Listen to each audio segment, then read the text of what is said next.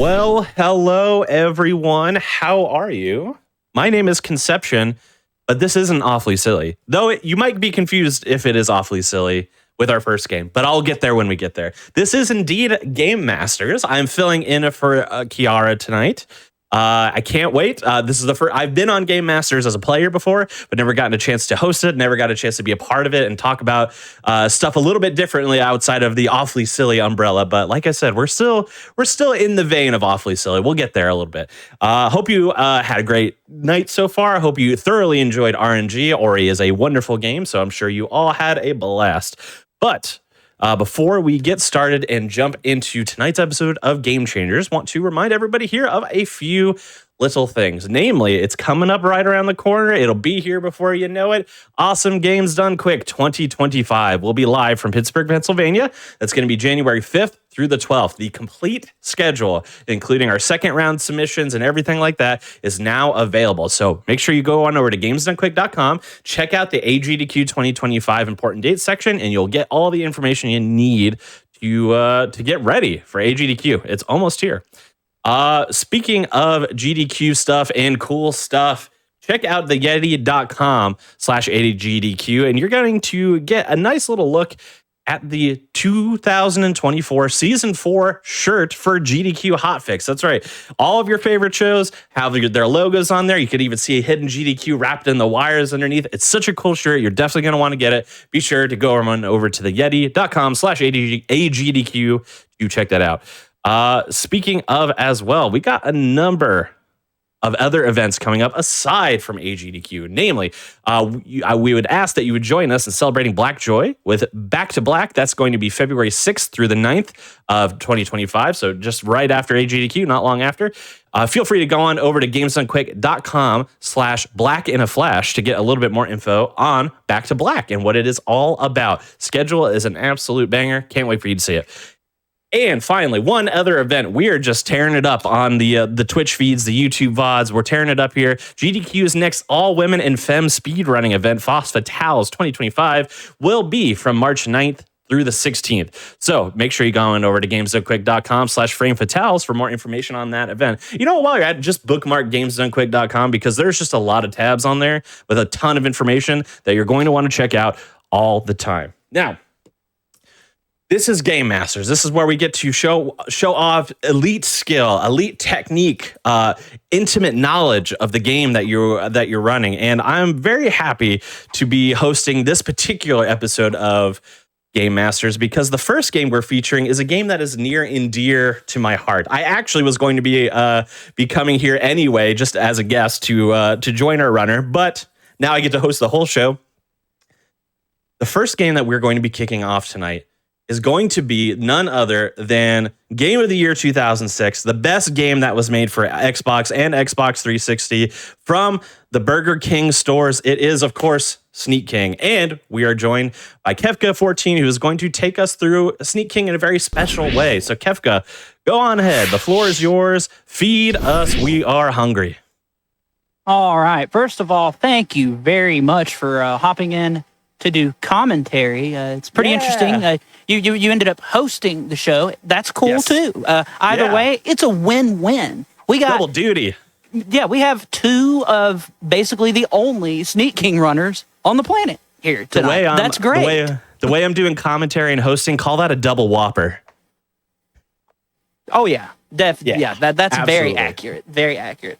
So what we're gonna do though is we're on a file that is beaten-ish.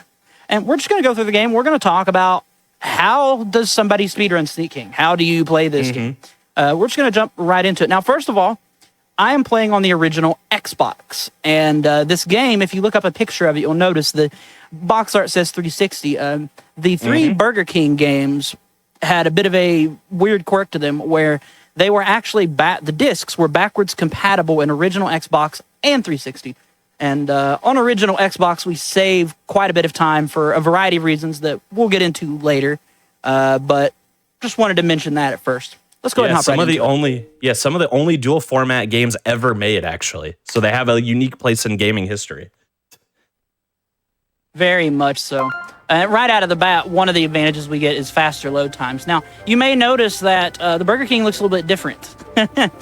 This is the sneaking suit.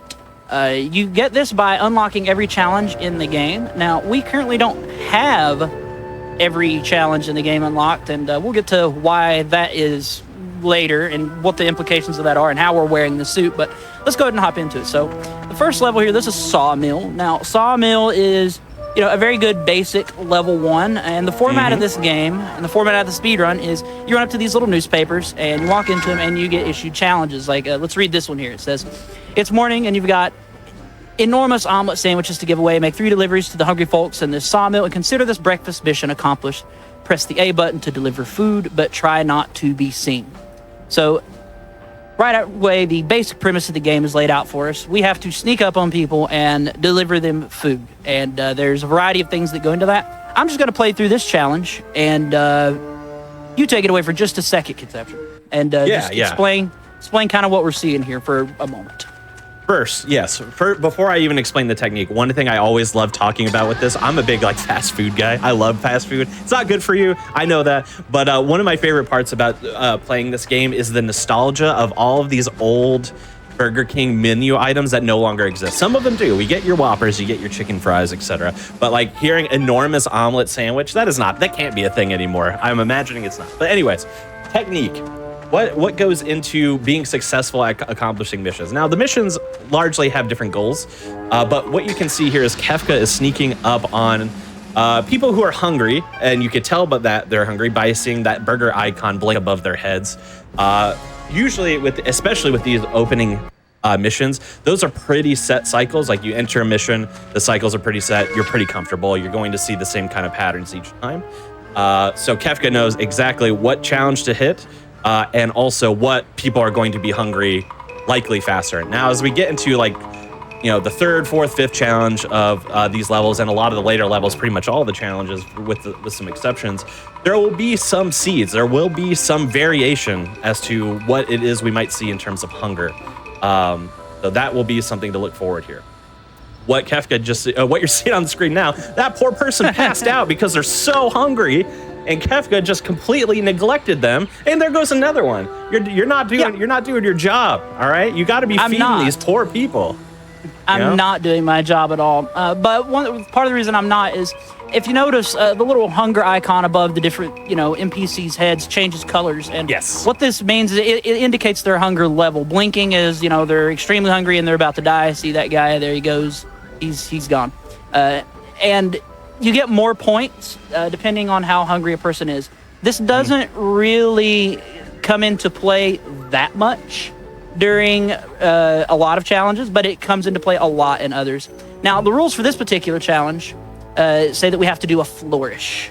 Now, that is a whole separate rabbit hole when it comes to playing the game and getting points. It doesn't specify what type of flourish, though, and I'll get into what that means in a second. For sure, yeah. So, you can actually see as Kefka just hit this challenge, there's a little score chart on the left there, right? There is a lot of variations to what affects the score for a challenge. Their level of hunger. The hungrier they are when they feed them, the more of a multiplier you're going to get. Weirdly enough, your proximity to them when you trigger it also is a factor. So oftentimes with score-based challenges, not only will we wait till their most optimal level of hunger, but we'll also get as physically close to them as possible to make sure that they're not only hungry, satisfied hunger level, but I guess they really like having the king just around. I don't know. Another factor there as well is, as Kefka was just talking about, was the flourish. So you can see every time we hit a challenge, here's a great example, the classic level 3 flourish. Technically there's 4 levels here. There's a basic level that is not a flourish at all. That's just a very basic, here's your food kind of deal. And then there's a level 1, 2, and 3 flourish that escalate in terms of, for lack of a better term, dancing, flair, showmanship, you might call it. And then also the higher the level the flourish, the more that will affect your score as well. Another thing to keep in mind, though, with the flourishes is that they all do have different animations. So in some situations where a type of flourish isn't specified, like if the game doesn't say, I want you to do flourish level 3s, it might be faster to do flourish level 1s because the animation has a shorter, time that you have to watch it. Now, that challenge there, what we just did is we did a delivery from a hiding spot. Now, the hiding spots are something we're going to be talking about a lot during this showcase. I have a lot to say about them, actually, which I don't know. I don't know how much you've dove into hiding spots before Conception, but there's some really interesting quirks. There's some really interesting quirks, man.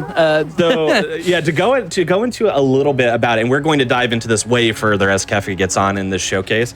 But for years, and maybe still currently, that is up in the air, the only really safe marathon category to run of this was a category that was invented by, I assume, Kefka. Maybe it was other people at the time as well. That's called 50%. And what 50% is essentially it is playing through 10 missions each of only the first 2 levels.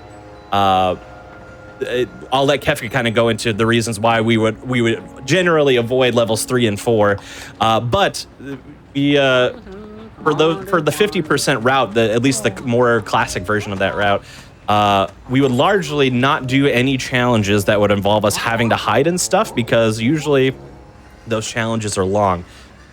Yes, so and part of the reason for that is that the animations for them take so long. Even look at this log here on screen. This is one of the shorter hiding spots as well.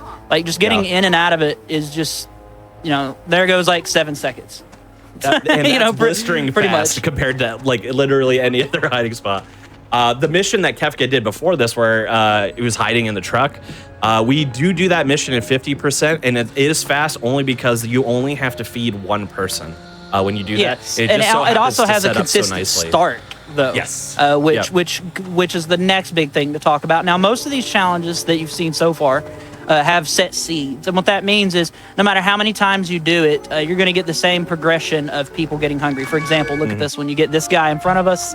It might deviate once or twice, but same guy, this dude right in front of us, the dude right in front of us is hungry right at the start. No matter how many times I do this, that is going to be the result.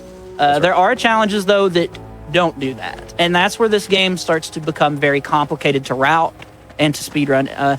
This is one of the examples of a simple challenge, but it has a couple variations. This is the best variation. It starts off with this woman here walking by. Let's restart it. Let's see if we can get a bad pattern. There it is. So now you'll see she's not hungry, and instead, it's this person up here. Let's see how long it takes to climb this ladder. 1 Mississippi, 2 Mississippi, 3 Mississippi, 4 Mississippi, 5 Mississippi, 6 Mississippi, 7 Mississippi, 8 Mississippi, 9. 8 seconds to climb the ladder. Yep. And that's we can't just run back off down. Yeah, we can climb down. Correct. So, oops, I didn't mean to quit the game. So that being said, a lot of challenges that have better seeds, when you see a high-level speedrun of this game, you might see runners reset a challenge over and over. And the way we know if we've got a good pattern or not is we look at the mini-map on the bottom left corner of the screen. Now, if I accept this, I can look and see that green icon that marks this individual here, who is someone that we need to deliver to. So let's actually do the challenge and play it out and see what it looks like with the proper seed. So it starts with her. Coffee then challenge too. We'll get this. Yeah, we're giving him coffee. It's good stuff. Somehow it's like glued to the platter, I guess. Yeah. Magic. And it always ends right over here. So in the time it took us probably to climb back down the ladder, we finished the whole challenge. So resetting for particular seeds is a good thing. Now, unfortunately, though, there are some challenges in the game that are just completely RNG as well. Oh, there's one. There's not many of them, but there are a few. This challenge here has a particular goal, and that goal is to establish a chain count of 5. And what that means is we need to deliver 5 things and not get caught by anybody. We can't be seen at all. And just to show you what that looks like, you can see every person has a cone, or sort of a... Yeah, it's kind of a cone. It's like a cone of vision that's associated to them. And if we walk into that cone, they'll see us, but only if they also hear us. So if I run here, you'll see that little exclamation point pops above the king's head. He hits himself. He's like, oh no, I'm being seen, whatever. Right. So To get a chain count of 5, we can't be seen. Also, especially annoying for even missions that don't have chain counts and you do get caught. If you happen to be, for example, sneaking up on somebody who's hungry, but then you're caught by them, they are also not hungry after you're caught by them. So you then have to go find somebody else. So very annoying. So get caught. So knowing that we don't have to do flourishes, and all we need to do is get a chain count of 5, this particular challenge is a huge reset point. Because there's a couple different patterns you can get, and by a couple I mean like 5 or 6 for the order that people in this little cluster here get hungry. Now we've done 3 deliveries, and this is pretty common, but you'll notice we're kind of getting stuck at 3. Now one of these 2 people right here, either this lady or this lady here, will be the next, more than likely. I'm gonna guess it'll be her, and it'll be as she's going around the corner. Let's see. Nope. Oh, nope. It was the other lady, and she's over by the truck. Fascinating. So, yeah, that would have been a reset during a full speed run of the game, for sure. Now, one thing I did learn this year, though, was that if you go fast enough on this challenge and you do a flourish on this one, and your range is 2, we need the range to be 2 for this to work. So I need to be just a little closer. There we go. The woman directly behind us should be the next one to go, and she wasn't. So just when you think you learned things about Sneak King, you realize you've learned nothing about Sneak King. And that's how this game works, really. Certain things in this game work exactly as intended and exactly how you could predict. Other things don't function at all at times, and that's just the nature of Sneak King. We're only like 5 challenges into the first level, by the way. As a indicative point, it gets wilder from here. Oh yeah, which we're sort of just meandering around as well and explaining some things. The next thing I want to show off is a glitch that was found earlier this year. I call it sticky stuff, because I can't think of anything else to call it. Now you'll see here there's this big bridge sort of thing, and a little bit earlier I pushed this button and it led us across. Let me activate this challenge over here.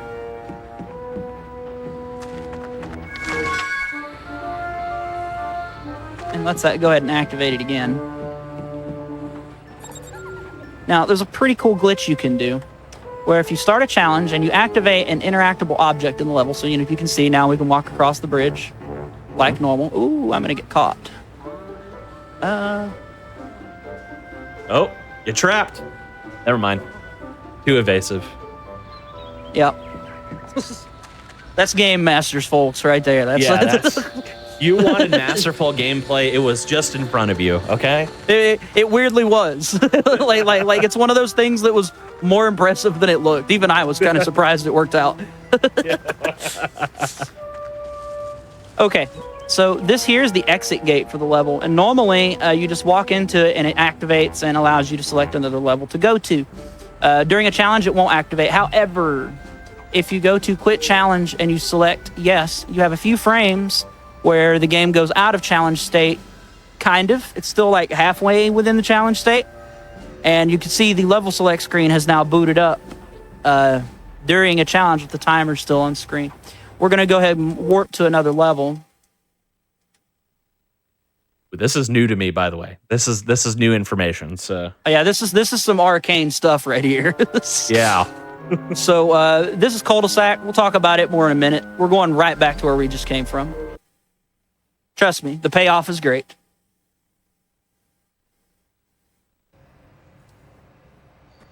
All right, so now that we're back in Sawmill, we're going to go over to that bridge.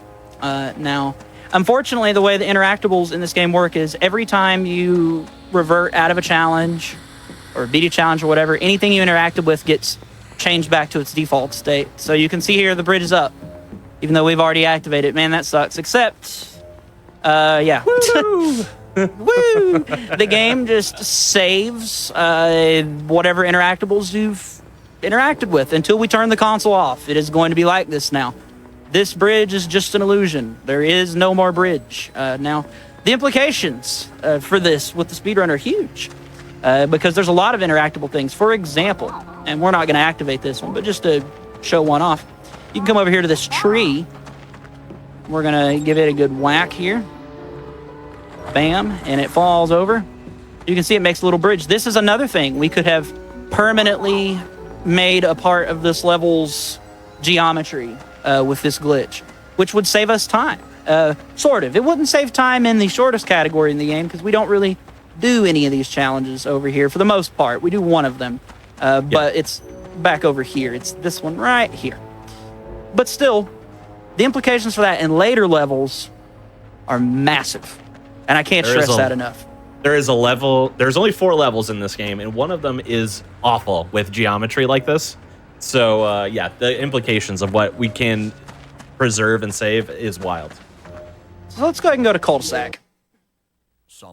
Cul-de-sac's a good level. I like cul-de-sac. Cul-de-sac is probably like maybe objectively the best level in the game. Yeah, probably the most iconic too, I would say. Yeah, it just has the right kind of vibe for a game like this. It's very, I don't know, very, very liminal space kind of looking. I don't know. Anyway, so cul-de-sac, true to its name, is a cul-de-sac. And there's a variety of challenges we can do here. And a lot of the mechanics really start to ramp up in this level. Things become a little more demanding. You have to deliver to more people. You have to score more points, establish higher chain counts, things like that. And unfortunately, a lot of the challenges here also have just more seeds in general, which is very unfortunate. We're going to start off with one I never start off with, though. And we're going to come over here, and we're going to do this challenge. Now, this challenge is one of the quickest challenges in cul-de-sac. Maybe the quickest, even. You just have to get 2,000 points in a single delivery. Doesn't matter how you do it. And we can deliver multiple things, get a chain count going, and get more points to do it, but yeah. So immediately starting off, you'll see this lady here in front of us is hungry. That's pretty typical for this challenge. See if I can nail it. Nope. Yeah, what is particularly annoying about this person is where they're standing, actually. So I'm not sure if Kefka's doing the same that I would do it, but when I do 50% runs of this game, what I aim for is usually a level 2 flourish with the closest, or level 2 or 3, I can't remember, with the closest possible range, so that way I could get it in one. But because she's standing on uneven textures, like there's a little like lip there between the grass and like the curb or whatever you want to call that. If she happens to move like half on the curb and half off, it affects your range. It affects how close you are to her. So you might do the delivery the same way each time, but might not get the same score. Okay, so this is what I was trying to show off with that lady, but this NPC here is a little easier to show it off with. So NPCs have sloped hitboxes, and as such, you can get on top of them if you're on a plane higher than them and do deliveries from on top of them, and it freaks the camera out, obviously. Oh my goodness, I did not know you could do that. That is awesome. Yeah, potential blinking lights warning, by the way. Forgot to mention that. Some of the things in this game look pretty strange. Now, this challenge also is a very good one to show off the different seeds. You'll notice that when I delivered before, it was to this guy in the suit here. And most of the time when we start it, it's him. But this time it isn't. This time it's starting with, I believe, yeah, there's a person walking around there. Yep. And now we got the good seed again. So, again, this is something that's a major sort of time save, especially when you start to get really good times in this game. The more you have to reset to get the desirable pattern, the worse your run's going to be. Plain and simple. And it's no fault of the runners, to be clear, but it just is what it is. To give you an idea, though, as to how much clockwork this speedrun is at this point, in certain regards. Which challenge was it that had the... So you'll notice on this challenge, when I start, I'm immediately running to the right. But you'll also notice as soon as the challenge starts, this guy is just looking directly in this direction every single time. You'll see his vision cone whoop, swoop around right there. So like little things like that also go a long way in terms of the route. And there's certain things that, at least myself, I don't know about you, Conception, there's certain things myself as a runner of the game that I've memorized in terms of times. Like I'll know that a particular person gets hungry at like 1:11, on the clock, or 109, or what have you. Yeah, exactly. The challenge in this one, that I think it's 8. You have to feed 8 people. I can't remember if it's little flourishes or not. But there's one. The most consistent seed that I get for that is the guy that was standing at the car that we were just talking about gets hungry at 1 minute 45 seconds every time. Every single time. Well, unless I get a really good seed. Yeah, that's the average seed. The better seed is. We don't even. I don't think anybody's ever ran the better seed good enough to like. No one is here's something kind of interesting. This game. Yeah. Here's something I like. I delivered to her through the wall. So like, as long as you're in range of delivering to somebody, you're able to do it. It doesn't really matter where they are. Like, you could be above them, you could be below them.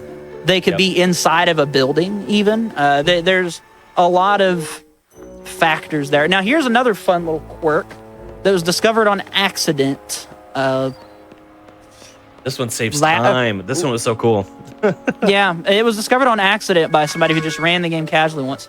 The rules for this challenge say, escalation is the name of the game. Deliver these 3 Whopper Junior sandwiches with flourishes in ascending order.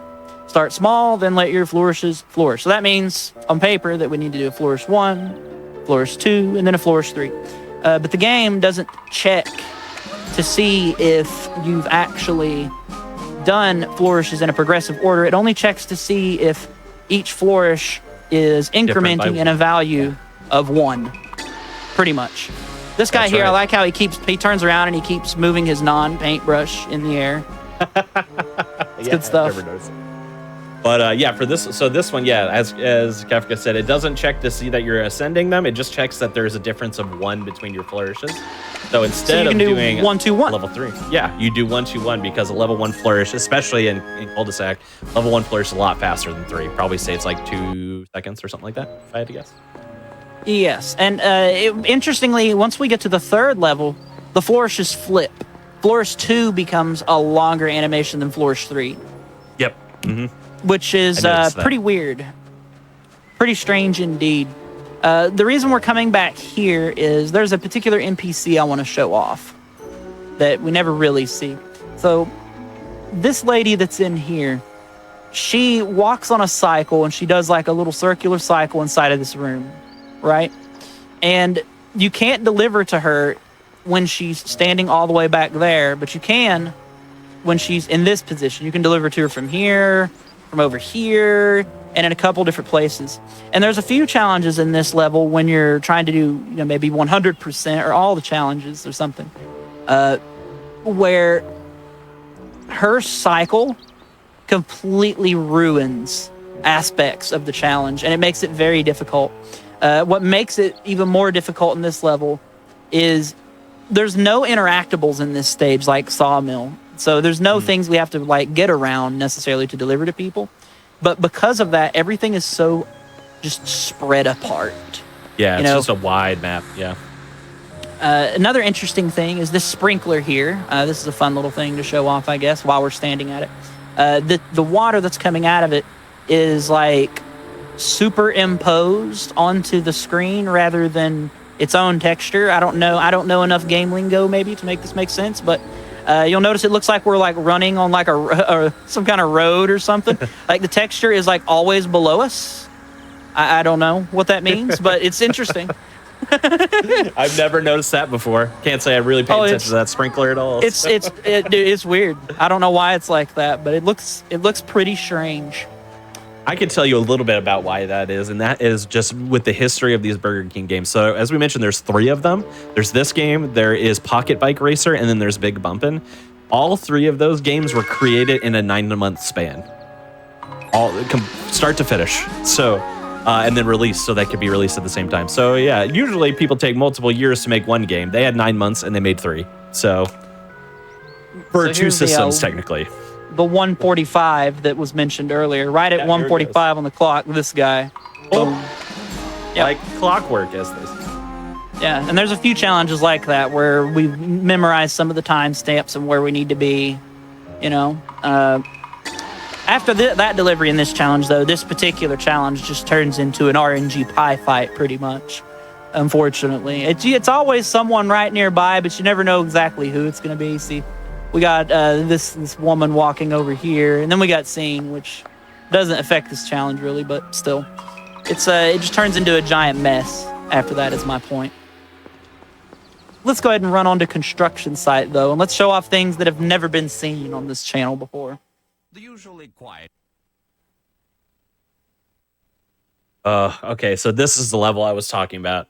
This level has so much geometry. Like, there's pillars, there are pipes that are in the way, and you have to do so much to get to them. Yep. First time I played this, so the unlock point for the next level is half the challenges in a level. So every level has 20. You need to accomplish 10 before you can go on to the next level.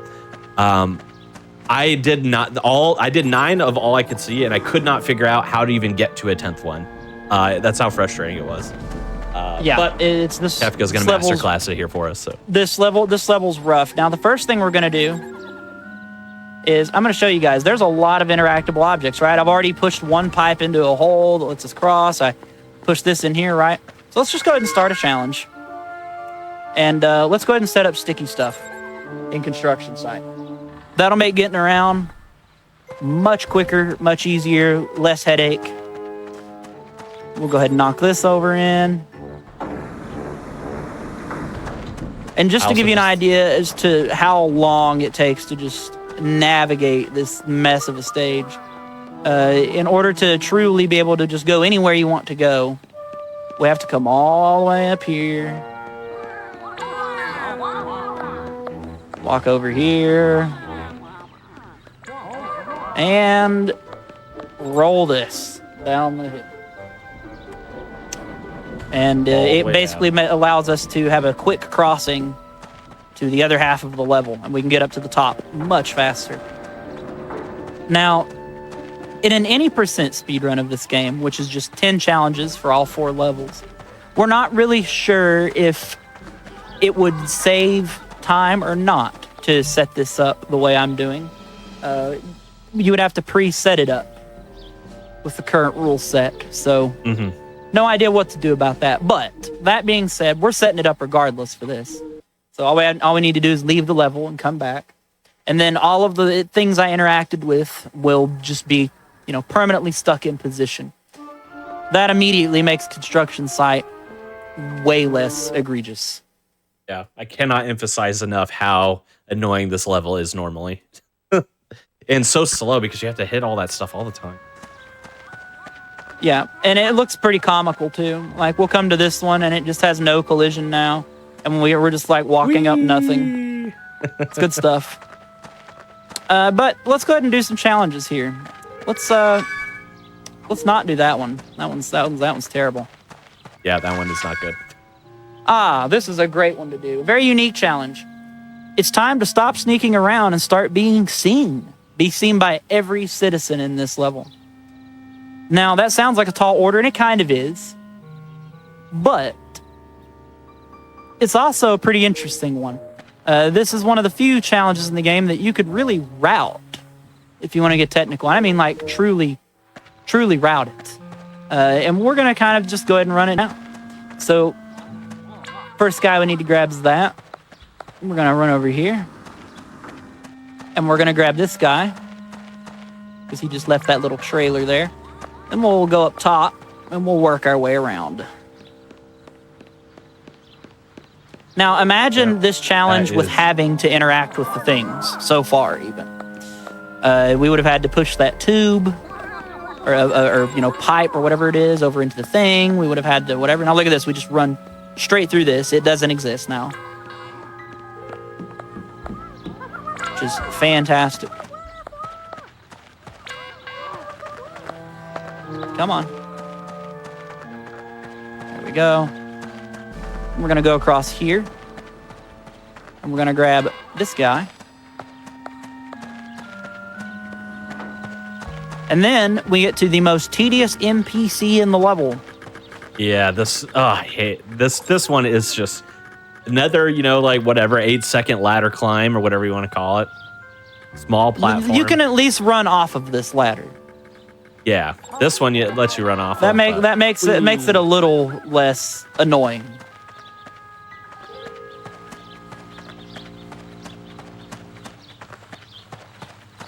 Yep. Then we come over here. The good thing about getting caught when you have missions like this, by the way, is that if you have already been caught by somebody, their visual cone will disappear. So you know that you don't have to double back and find somebody because they won't be able to catch you in. Yes, that is true. And there's a couple other challenges like this in the level as well, and they're shorter. This is the longest one. The other one of them, I think, you only have to be seen by 6 people. You can complete it in like 8 seconds or something. It's pretty crazy. Yeah, there's a healthy cluster of people and like basically where you start here. Yeah, you'll notice I've just about got everybody now. I went from like 9 to 20 very quickly once you get over into this region here, which is where most of the people are. And then our last guys are right over here. So very unique challenge. And these challenges are unique to construction site entirely. This isn't a thing that exists in... Yeah, which is frustrating actually, because we talked about how spread out cul-de-sac is, and it is. But this level is also spread out across multiple vertical levels as well. So it's a lot of climbing. Now, another thing to point out is you'll notice we have missions, 1 out of 20, but there's not a lot of missions around. Now, the missions don't start unlocked in every level. You got to see all of them unlocked in cul-de-sac and sawmill because I had previously been to them. But on this particular file, I've not been here. And as a result, when you beat missions, it unlocks new ones. And the reason we start with that particular mission is because it unlocks this one next. Now, normally, if this wasn't here, it would take a long time just to get to this mission after unlocking it. But because we've set up this glitch, this becomes a viable route now, mission-wise, right? And we can see here, this is only 5 deliveries. Yeah. Much more acceptable than some of the other challenges in this level.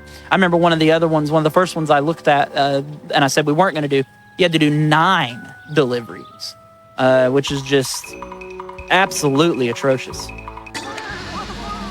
Another thing that I neglected to mention is on the bottom right corner of the screen, you'll notice, you can see we've done 1 out of 5 deliveries, our chain count is 1, but you'll also see a new thing there.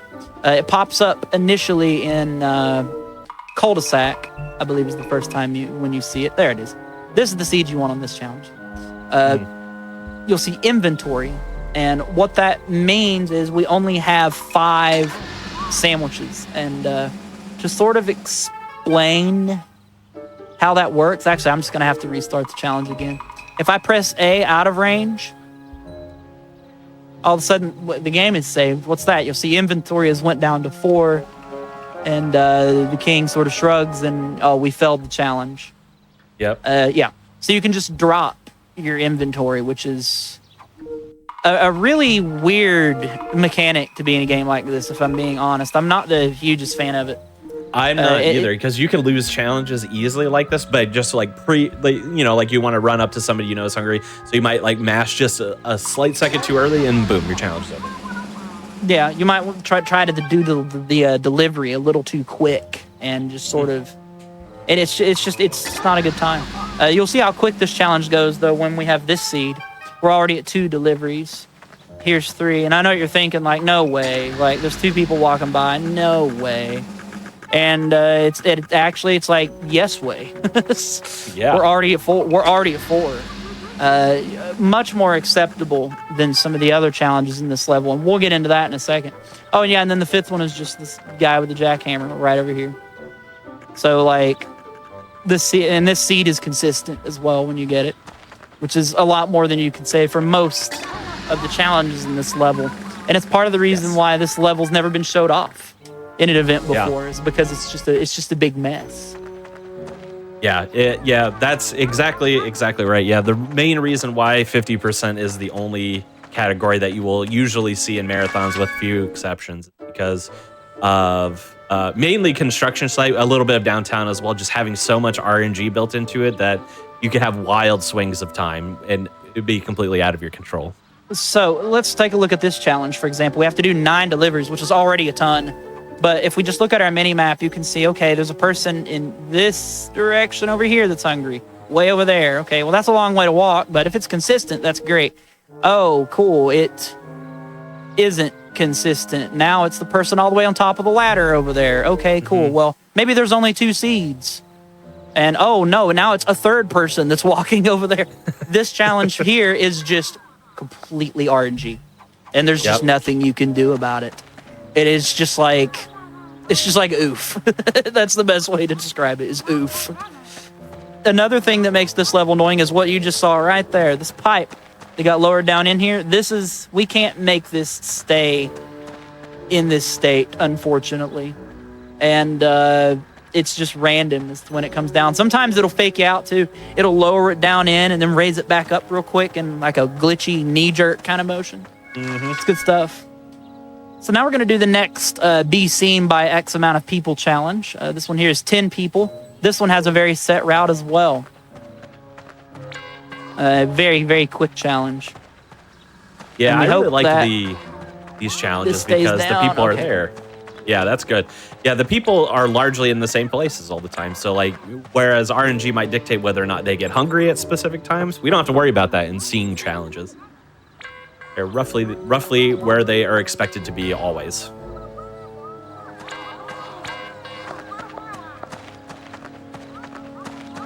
Yeah, we'll just grab him and then him. Plus, you can run with reckless abandon because you're supposed to get caught. That's the point. Absolutely.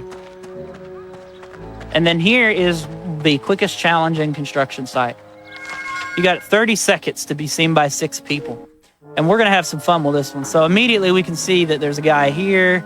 And right when we spawn, there's also a guy coming directly towards us. Right there. Oh, a gal. My bad.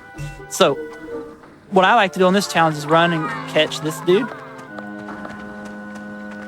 Then her. Then this guy coming out of the house. 4 or 5. Done.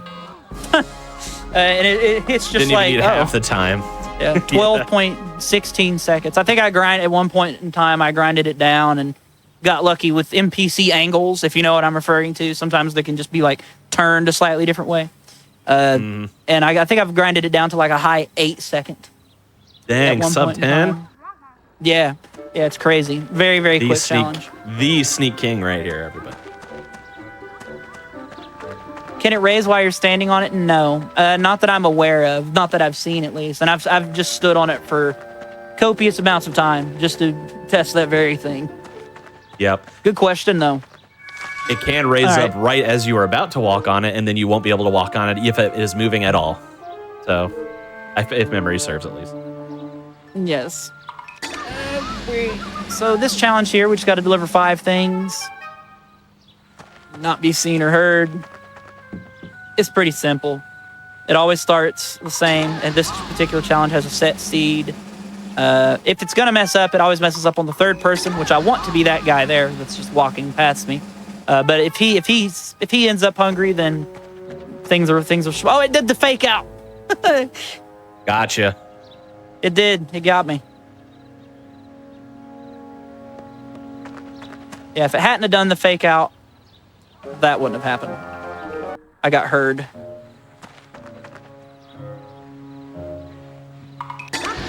And you can already see this level is a lot more challenging because we can't be seen or heard. Now, you'll notice that when I do a delivery, I immediately take off running, and I'm not really worrying about being heard. The reason for that is you can't be heard.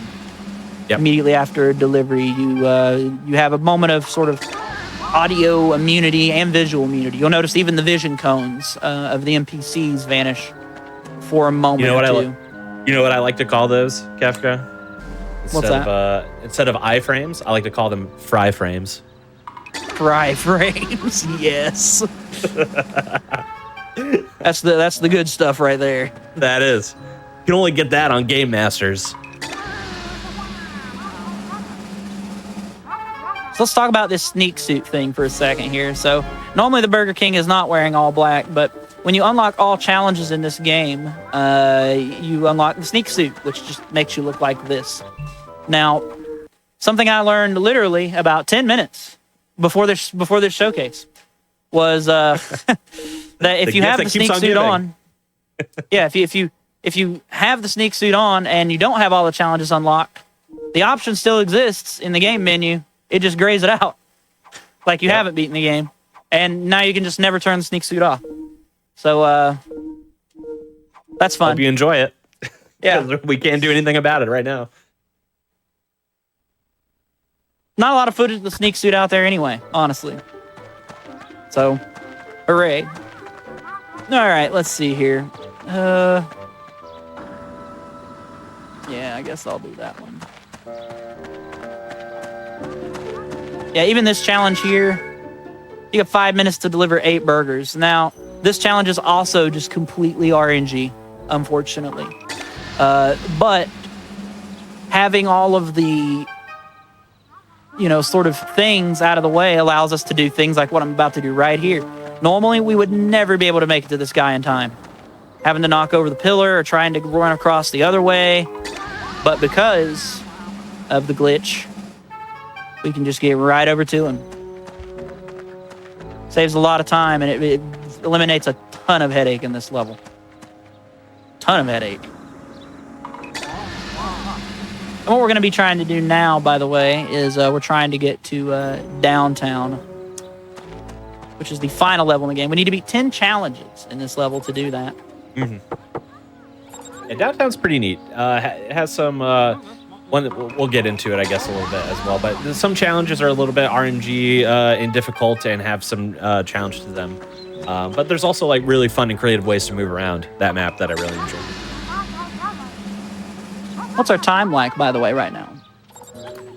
Ooh, let me get you. So we are like 41 and change. So. Oh, really? Wow. This flew by. Yeah, well, when we have fun with the Sneak King, that's what happens. If it goes over a little bit, we got time. So no worries. Oh, yeah. Well, while we're grinding out this challenge here, let's talk a little bit about the history of this game as a speed game. This game doesn't have a big history, as you might could expect. The history really started in about 2014 or so. I had just started speedrunning not too long before that, and I had some friends who were aware that I was into speedrunning. I'd recently ran at SGDQ 2014, and a friend bought me a copy of this game from a GameStop and gave it to me as a joke, as a gift, and was like, "You should speedrun this." And I was like, "You know what? Sure." And if I'm gonna do it, I'm gonna do it right, and I'm just gonna actually try. And that's what I did. Pretty much. Yeah. I cannot emphasize enough how much this is a Kefka baby, I would say.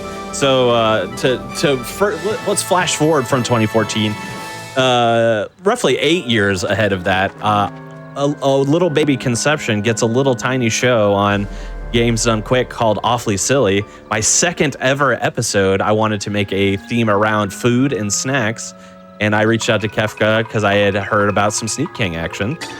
Kefka ran 50% with some extra IL showcase on Sawmill and some other glitches and stuff. And then I was like, wow, this game is wild. It is cool. And I fell in love with it. So I started playing it. And did some runs of it. I actually know a speed run of all 3 of the Burger King games. And then I got to run it at AGDQ 2024. 10 years difference. You're the only person brave enough to run all 3 of them, I think, so far. Yeah. Sneak King is fun to run, has its RNG. Pocket Bike Racer is legitimately probably like a 6 or 7 out of 10 game. It's actually like a solid racer. Not terrible. Big Bumpin' is hard. It's not a good game. It's very difficult. It's a very difficult game. To the fact that I made a category which was just basically to do all of the they're called rides. You ride in bumper cars and you do all these different challenges. The category I invented was just to complete the rides, not necessarily win them. And most of them I will purposely lose because it's faster. So yeah, that's the category I do. It's pretty mind-numbing speedrun, honestly. And I would say that this one is as well a little at times. But the one, and not to defend this game, but I've been running it for a long time. So if I was to say something really good about it as a speed game is, it does make you think. Actually, it does make you have to react and play on your toes. a lot of the times. And there's a lot of times where, like, you actually do have to have some level of skill to play it successfully, which is something I like about it. I find that to be interesting. Is it a good game? No. No, it's not. This game is terrible. It was on Awfully Silly for a reason, we'll say. Yes. Yeah. Yeah, back in around, like I said, around 2014, early 2015 or so, I picked up running this, and another runner picked it up as well. We grinded and traded the marathon category of 50% back and forth a few times. And then I ran it at AGDQ 2015. Ah, yes. And then there were no new records for about a decade. Yep. Hit or That's miss. I broke a few of them earlier this last year. Yeah, I was going to say the records that have been broken have all been you anyway. It took that's not true, actually. Oh, really? LCC, okay. LCC held the record once or twice back in 2014 for 50%. Well, since you took it over from then, I mean. And then technically, 100%. That's a very different conversation. So 100%, you have to beat all 20 challenges in all 4 levels, so 80 challenges. Very long speed run, not optimized at all. Only 2 people have ever been stupid enough, frankly, yes, to do that in a single sitting. Me and one other person. Not a good time. Don't recommend. No. Or I do. Well, there's worse things you could do with your time, but it's a pretty low bar. Many. Yeah, not many. Not many. Yeah, I did a true any percent run after I did a 50% run at GDQ, and even that true any percent run, so playing all 4 levels, I was like, yeah, that's too much Sneak King. That's just too much. Oh, it's way too much Sneak King. Yeah, to do that at double at least. Yeah, no, I'm good. Yeah, so we're about to wrap up construction site here. We only need to do one more challenge.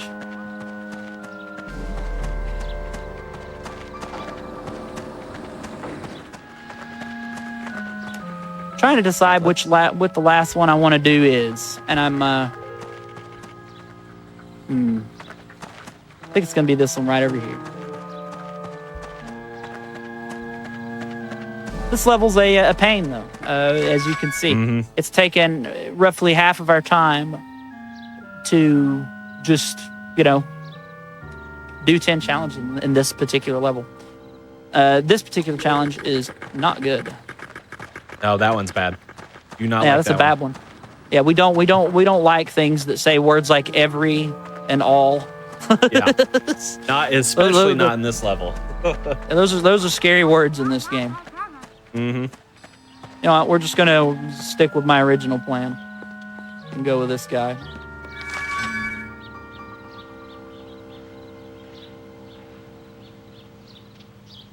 Oh, that's easy. 7 deliveries. Yeah, 7 deliveries. Don't score more than 3,000 points. Pretty simple stuff. Yeah, that just going to stay kind of far away. Only do regular surprises. Ideally, feed people before they get into yellow, even hunger levels. Yep.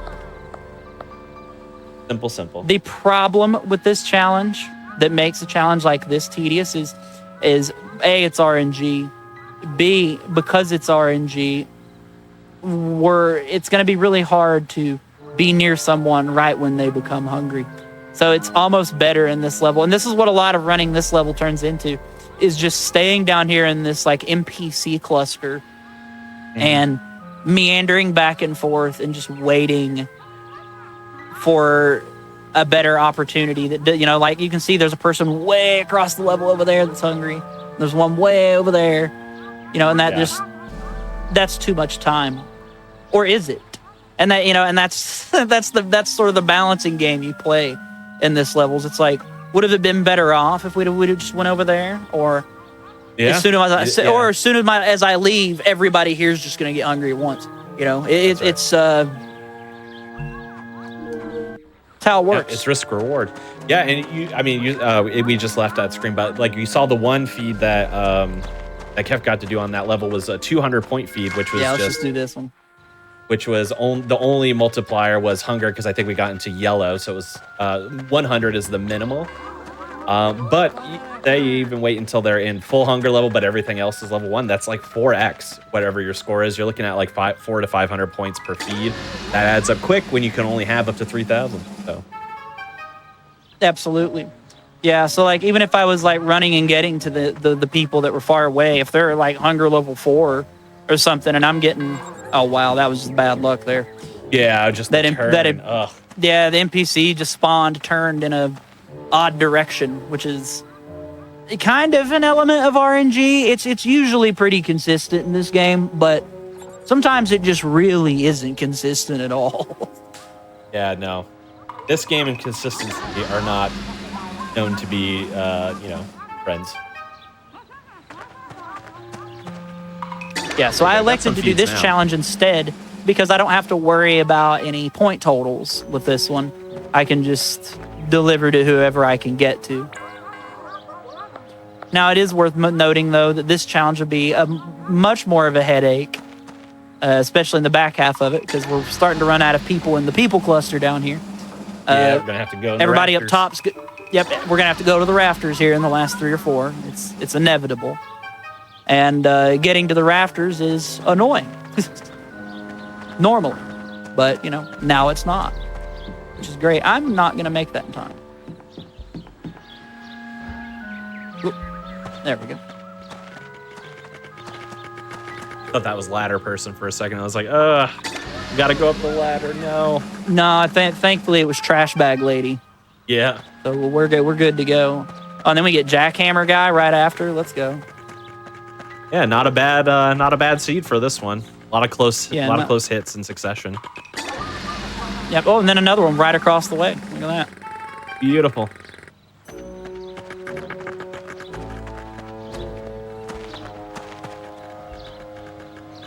Oh, the turn.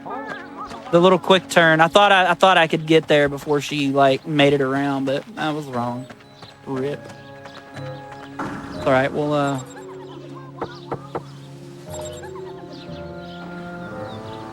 grab this guy. Yeah, so there's a guy in this trailer, by the way, and when you knock on the door, he comes out. You can deliver to him before he comes out, so we're just shoving burgers through a wall. No big deal. Yeah. Yep. And then this guy. Whoop, nope. Now we can go to downtown, the final level in the game. Now downtown's weird. Downtown is nowhere near as much of a headache as this level. No, it is not. And we're not going to be, we're not going to be finishing it either. But I'll show it off for a few minutes before we wrap up here. But downtown, it's pretty interesting. The challenges in it they're kind of long-ish. It's kind of like cul-de-sac in terms of length. When you come towards this club, you can hear the music. That's pretty cool. Figured I'd show that off, but it starts off immediately, and there's only 2 challenges we have access to. There's this one where we have to deliver 4 triple whoppers to people that go in stores, and that's a really good one to do. And then there's this one where we have to deliver at least 8 French fries in 3 minutes. That one's basically an auto scroller because after you deliver all 8, you still have to wait for the timer to go down. So doing ones like this are a little more serviceable. Now, this level's pretty cool in that it has warps. The subway. Yeah. It has warps. Subway warp points. That's one of the reasons why I like this level so much. You can bounce around it a lot easier. It also has another warp point with the sewer manholes, but I found those to not be as useful because the animation to climb in and out of them is just so slow, dude. I found that by the time I get to the other side, it's just everything has changed, compared to when I'm like, oh, I need to get over there. Then everything just falls apart. But yeah, but this is a cool seed here because, 3 people at once, just like right here. Bam, and bam, bam. That's just the end of the challenge. So this level's a lot more plannable than construction site. which is good. Even in 100%, this level is pretty much entirely playable, which is crazy. Construction site's the only level in the game where everything's just a big mess. Yeah. Falls off, and it falls off hard. So you'll notice even this challenge here, 2 deliveries, just 2. You know, this is the last level of the game. Now, it does make you run a little further and stuff. It's more like the challenges in this level are a bit more specified. So the seeds are more, I don't know, set, for lack of a better term. You know, like this challenge, it wants you to deliver to only the people that enter the subway, and that's only 2 NPCs in the level. So it gives you the same order every time for them. And it doesn't matter if we can be seen, we can just run straight over here to the second one. And we're done with the challenge. Simple enough. It's very simple. Now, there is another fun thing we can do, though, with that challenge. And I think that will end up making a good place to wrap this up as well. We're going to do the first delivery like we just did. We're going to run straight over here. This guy's going to be coming up these steps, and he'll be hungry. He'll be ready to go. Yep, there he is. And then we're going to take the warp. Now, you can see here that because of the warp, we would have gotten to her faster. There's something interesting about this side, though, in particular, of the subway. This side of the subway, if you do a delivery to someone who's on these stairs and you're standing here, the camera does this very unique sort of mess, is the way I would like to describe it. Yes. Where Okay. it blips. It slowly warps downward. Like the camera just like goes through the ground and just keeps going lower and lower and lower. It's really strange. It's really, really strange. So we're going back to Sawmill right here at the end. And we're just going to end it on the classic going into the void. Just to say we did. Yes. Yep, years ago, first glitch I ever found in the game. It had no use whatsoever. But it was alluded to in my GDQ run, and it didn't get to happen just due to time constraints and the like. So what I'm doing here, you'll notice the king keeps shrugging, and every time he does, it displaces him slightly. And if you find a slope that you can kind of shimmy into the right way, it can allow him to sort of infinitely go up, up, up, and we can just go whee and just fall down into the void forever. Into the nothingness. Weirdly enough, from below the map, though, you can interact with certain things from below the void, including the house that you can go through in this level. But when you go through it from under the void, the game thinks you're backwards, so you enter it from the wrong side, and then you're just stuck in this house forever until you quit. And then, also POV exists in this game, and it's really creepy. Yeah. And it's really creepy. Yeah. You can't move. You can't move. You're looking through the eye holes of the mascot suit, and all you hear is faint breathing. Oh yeah, I think it was intentionally made to be like pretty off-putting. It is very off-putting. But yeah, that's Sneak King in a nutshell. It's a good speed game to get into. Accessibility for it's a little weird, I would say. I don't think anybody's ever managed to successfully emulate it because it's a strange game. It is faster to play on original Xbox as well, but you can still get really good times on a 360. It's interesting to me because the game is so bizarre, so odd. It's a great meme in and of itself, but it's not had a lot of speedrun attention or action compared to other awful games of that type, which I find unusual. I've always found that odd. I mean, you wouldn't expect it to get as much attention as, Mario or Zelda, of course, but I don't know. That being said, it's great to get to show off this game a little more in depth and talk about it and have Conception here as well alongside me to go through it. This has been a lovely time. Yes. I'm glad. Yes, I'm very glad that you got to show this off. Lots of really cool stuff. I learned plenty. Fun fact: if you are interested and you might have the consoles already to run it, weirdly enough, these Burger King games are somehow recession-proof. They are still roughly $4 if you can find them anywhere, and that is how much they cost back then when you could buy them from a Burger King. In 2000, these games are super cheap. Super cheap, yeah. I own a hard copy of all three, and I did not pay more than like $3 or $4 for each copy. So, I mean, you can get factory sealed sets of all three for like less than $10 total. Yeah, easily. Yeah. So if you're ever interested in learning to run it, probably hit up Kefka or myself. But there's not really like speedrun communities around these Burger King games necessarily, but we can get you started. Right. Well, I guess I was going to say you want to do any plugs, but you're also the next runner, so I guess we could kind of save them for the end if you'd like. Anything else related to Sneak King you'd like to say before we take a break here? Yeah, actually, I do want to plug you again, first of all, for being one of the few people to venture into the Burger King games in this manner. I'd like to plug LCC from, pushing me years ago and running the game with me. I'd like to plug Spoon for finding a glitch in the game, and that's really about it. Oh, and I'd like to plug my good friend Puff, who's not a speedrunner at all, but he is the very reason we are sitting here doing this right now. He is the friend that bought me the copy of this game and was like, I dare you to speedrun this. And you know what? I did. So shout outs to him. You showed him and you showed the world with your Sneak King knowledge, so we appreciate that. Awesome. Well, do not go anywhere. We are going to take a little bit of a break, but you're going to get some more Kefka, and we're going to introduce a new commentator here as well as we get set up for the next game. But we are going to take a little bit of a break first, so feel free to get up, stretch, maybe open up, like your favorite delivery app and see if your local Burger King is still open, because you're going to probably be hungry for the next run. But regardless, we'll see you here in just a few short. Hello, everybody, and welcome back to just kidding. We are here doing Game Masters. I am your temporary host for just this evening, Conception, taking over for Kiara.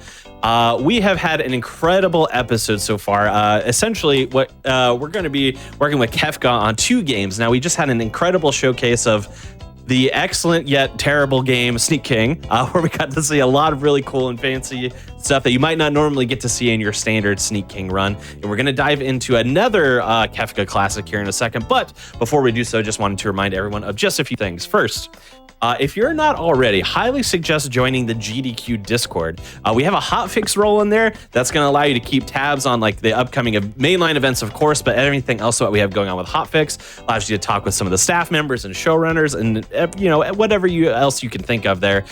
Use !Discord in the Twitch chat for more information and info on how to get joined up in the server. If for some reason you happen to miss out on any of our shows or events, whether they be our mainline events or a Fatales event or any of the hotfix specials or Back in Black coming up as well, Back to Black rather, be sure to check out our VODs. And you can do that by going over to youtube.com/gamesdonequick. We have everything up there. Tons of VODs, tons of videos. Be sure to check it out. As well, do not forget that your subs, Prime Gaming subs, and bits cheered on the GDQ Twitch channel help support GDQ Hotfix directly. So if you watch Hotfix regularly or you just generally enjoy speedruns, consider subscribing to our channel. That's going to give you access to our special emotes, chat with other subscribers during our replays, which occur after our live programming. Last but not least, we are currently in the midst of Season 4 of Games Done Quick Hotfix content. So be sure to go on over to gamesdonequick.com/hotfix to check out what the Season 4 schedule has in store for you, including an in-depth look at the week that we're currently in, the runs for the whole week. So if you have a particular show or are looking for a particular game, we got you covered either way.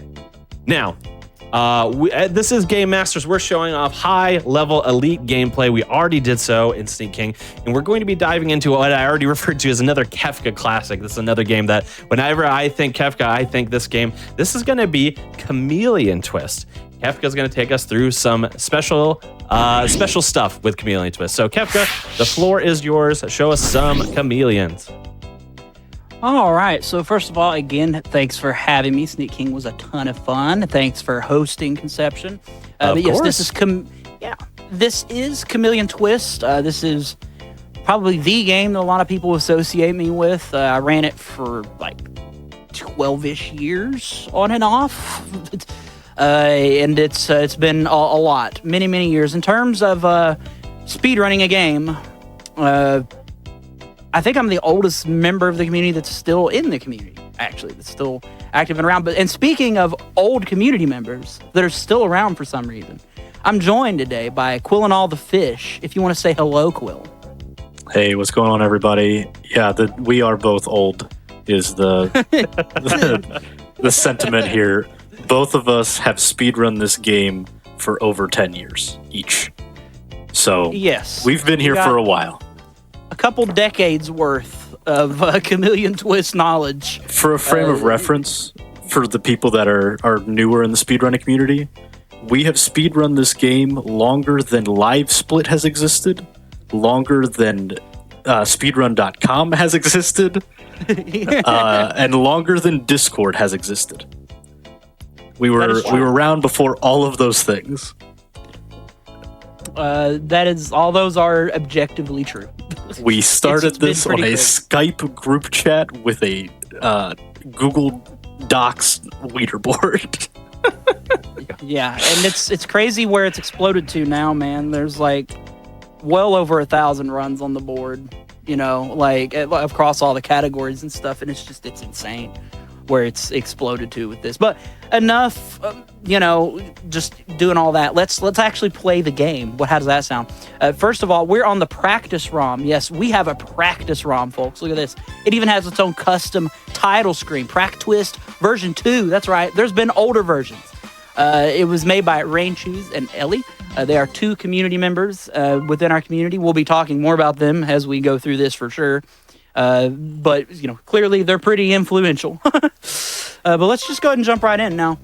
This is the Japanese version of the practice ROM, so we've got all the regular characters, but we also have the white chameleon, which is JP exclusive, and the black chameleon, which is not only JP exclusive, but normally can't not be played in this mode at all. But we decided for the practice ROM, why not? Let's go ahead and get into it, though. Sorry for rambling. Let's count it down in 3, 2, 1, go. Okay. So starting off immediately, Chameleon Twist, you can see it's your kind of average-ish 3D platformer. You can run, jump, etc., but it has a gimmick mechanic with the tongue. If you hold B, the tongue comes out, and you can move the control stick and, make it do all kinds of stuff, basically. You can make all kinds of shapes and so on and so forth. You can also press the Z button to do this and sort of stand on your tongue and get, some height out of that. So with that being said, the tongue has other functions. Like you can see here, here's a heart. It restores your health. We've taken no damage, so it's not going to do anything. But we can, if our tongue touches it, we eat it. And, it comes back in once our tongue retracts. And that's the basics of the mechanics. We're just going to go ahead and go through the rest of the level now. And I'll kind of let Quill take over a little bit for a moment and just explain some of the things you're seeing. But yeah, go ahead, Quill. Talk about CT. Yeah. Well, let me ask you one question real quick, and it's about your stance on something that you said at the first time that this was ever at a GDQ, which is in SGDQ 2014. You ran this game, and during your run, you said there are no glitches in this game. How does that sentiment hold up today? It doesn't hold up at all. It is aged like milk, let me tell you. So immediately, though, you all saw some more gimmick mechanics there. We were able to absorb enemies and shoot them back. You can also grab poles like this with your tongue and go wee and swing around. And that's most of the time going to be a quicker way of doing movement. That's not always true, but it's usually true. You'll also notice there are some collectibles right here. These are crowns. There's a different amount of them in every level, for a total of 141 of them in the game. We're going to be grabbing some of them. Oh yeah, definitely. I never even thought of that. That's funny. But yeah. So let's talk about this crown up here. So actually, let's talk about the practice ROM itself. You'll look on the bottom left corner, you'll see that there's a number 1 down there. That refers to what slot we're on. If I press down on the D-pad, it'll go to slot 2. And what this does is it creates a save state that I can reload ad nauseum, which is, obviously really useful. But let's talk about this crown here. Now, you can vault up and get it like so. That's the typical fastest way that people have been getting it for probably over a decade now. You could, play it simpler, run all the way around like so. There's another strat you can do, though, and I'm definitely not going to be able to show it off, where if you vault at just the right time... Oh, I guess I can show it off. You just land straight up on the log, and you don't have to slide back down off of it. Saves a good bit of time in 100%, which is its own separate beast, so to speak. Yeah, a lot of the things that we can show off, you're probably going to look at them and go like, really, that saves that much time? But when you add all these things together, it is a crazy amount of time. So like right here where this pole is that Kefka just ran past, in any percent, we spin around that pole to get to the other side faster. Like Kefka was saying, it's a much faster method of movement. Like so. Yeah, go ahead. Yeah, it's for like 100% here, we wouldn't be able to do that spin because we need to grab this crown down here. And in general, grabbing this crown's been pretty easy over the years. You just walk down in and whatever. But for any percent, we would stop roughly here and just spin straight around like that. You can see we're over here much faster than we would be if we would have walked or jumped or any other kind of movement at all.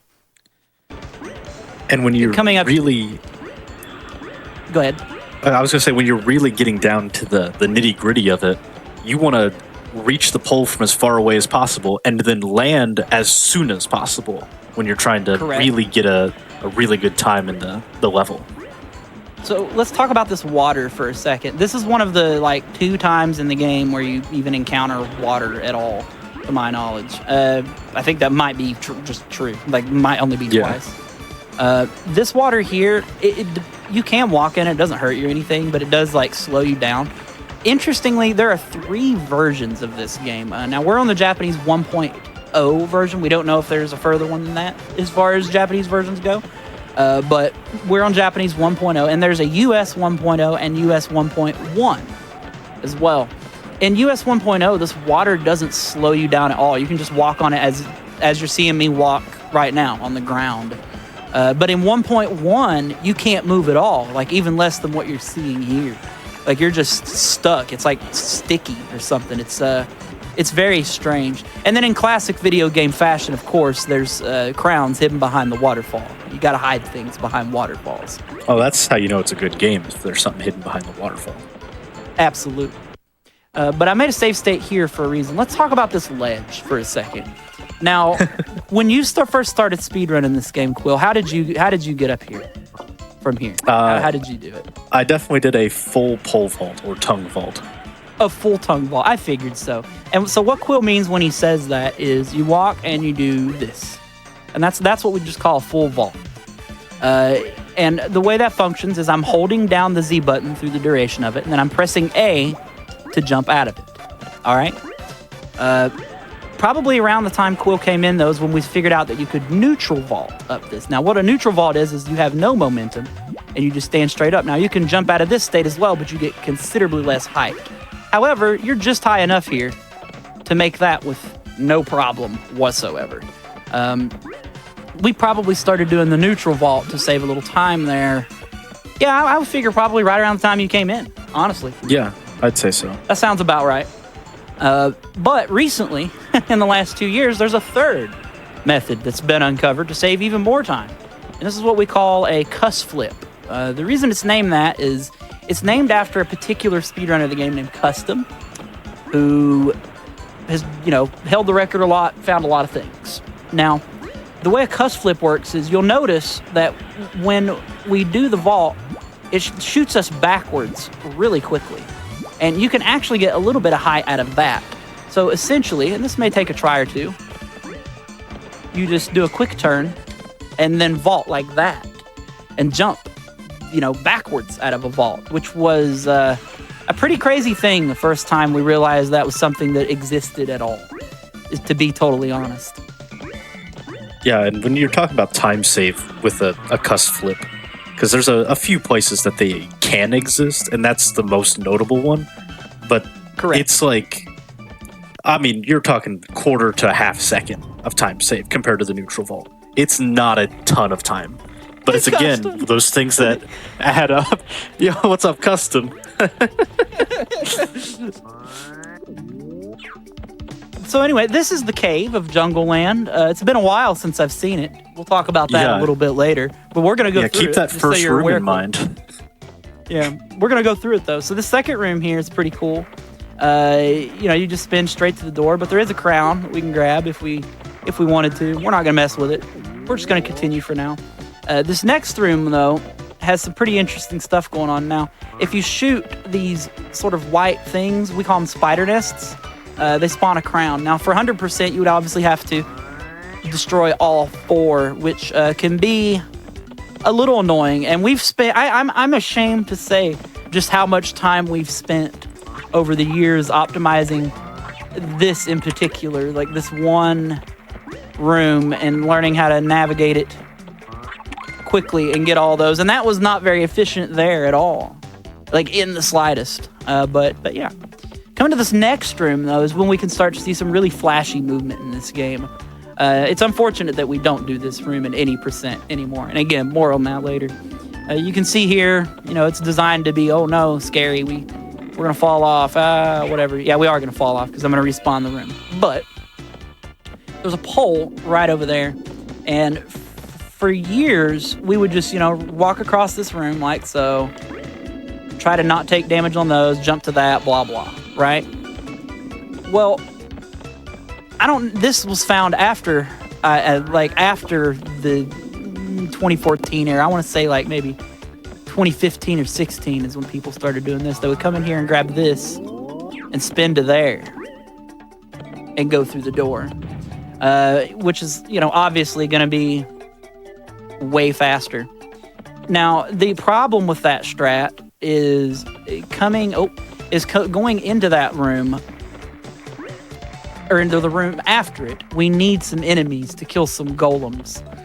Let's make us a save state going in. So the way around that is pretty much to just land over here and then grab them like so.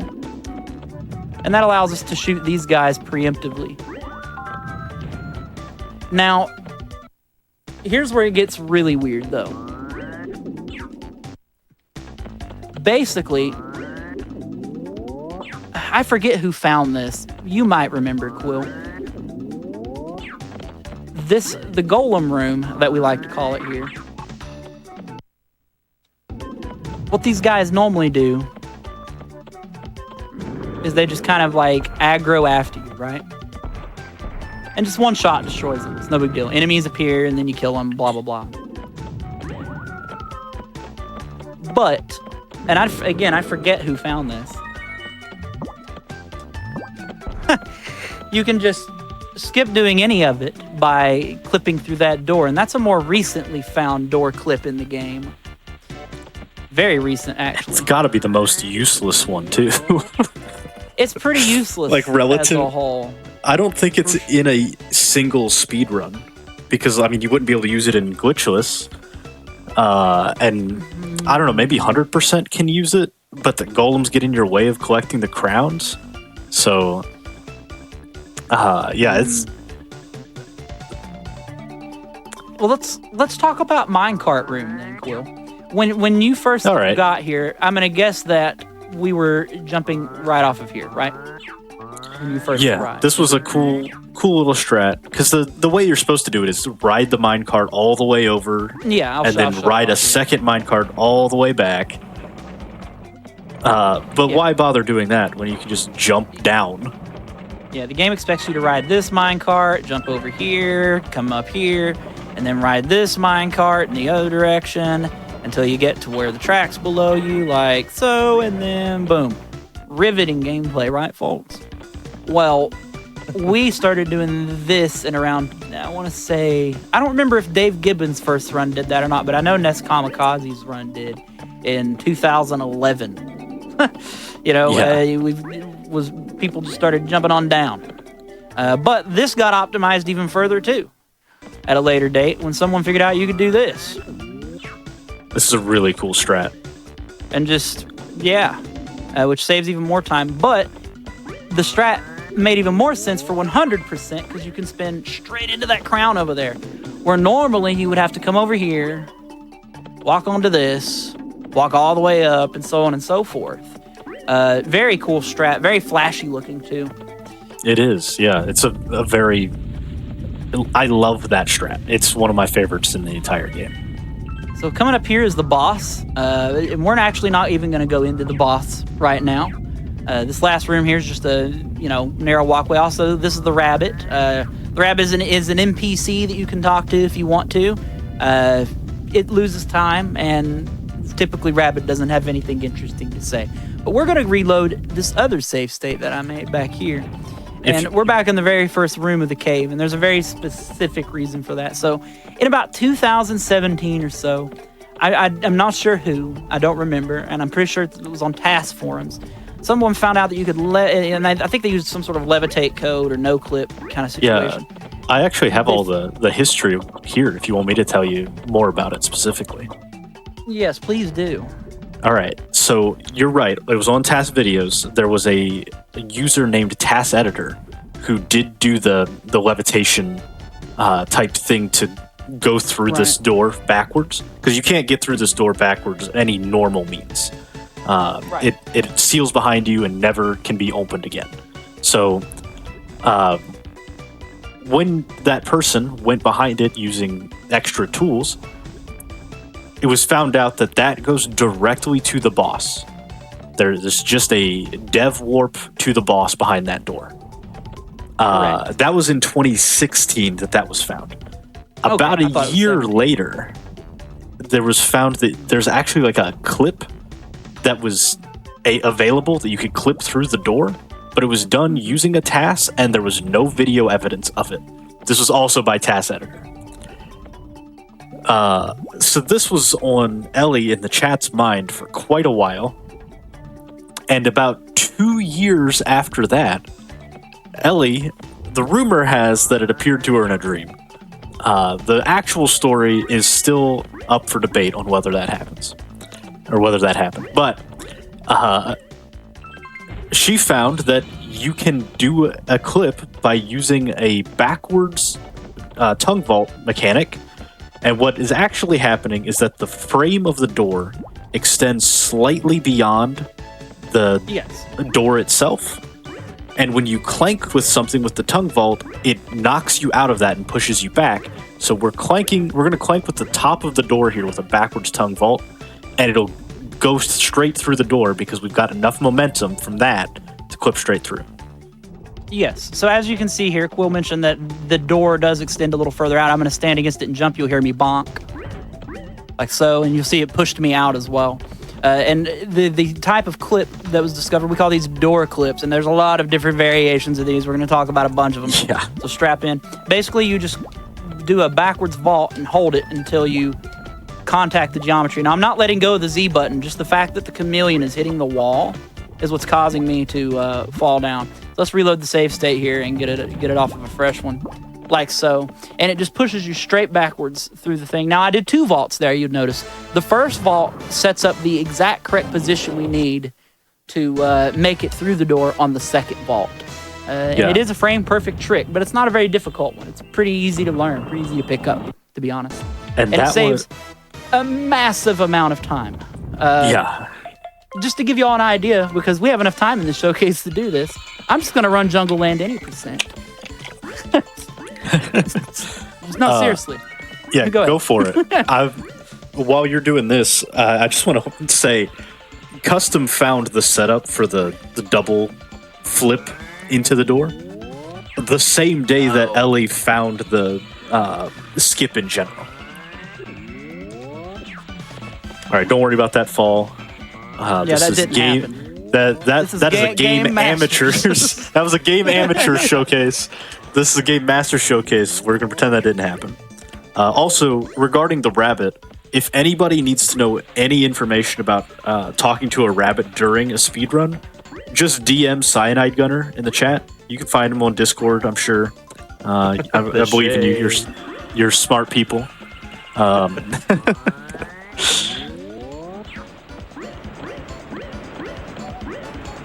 Yeah, so you can see all those rooms that we went to in the cave, etc. None of them are important now at all. They were completely taken out of the any percent run, which destroyed a lot of meta all at once. So yeah, we're already at the boss, for example. Right. Like that's the first level, and the whole speed run of any percent is only 4 levels. so pretty short run. So let's talk about this guy here. Yeah, this is Lizard Kong, aka Lizard King. That's Infernape, actually. That's Infernape, yes. Literally Infernape. So this is the first boss of the game. Now, this boss is kind of unique. Most of the other bosses have health, and you got to do some, random thing to hit them. This boss, though, the goal here is to push him off the edge by shooting the butterflies into him. And I don't mean to brag, but we've been doing this fight the same way for about 20 years. Hey, now. Quite literally.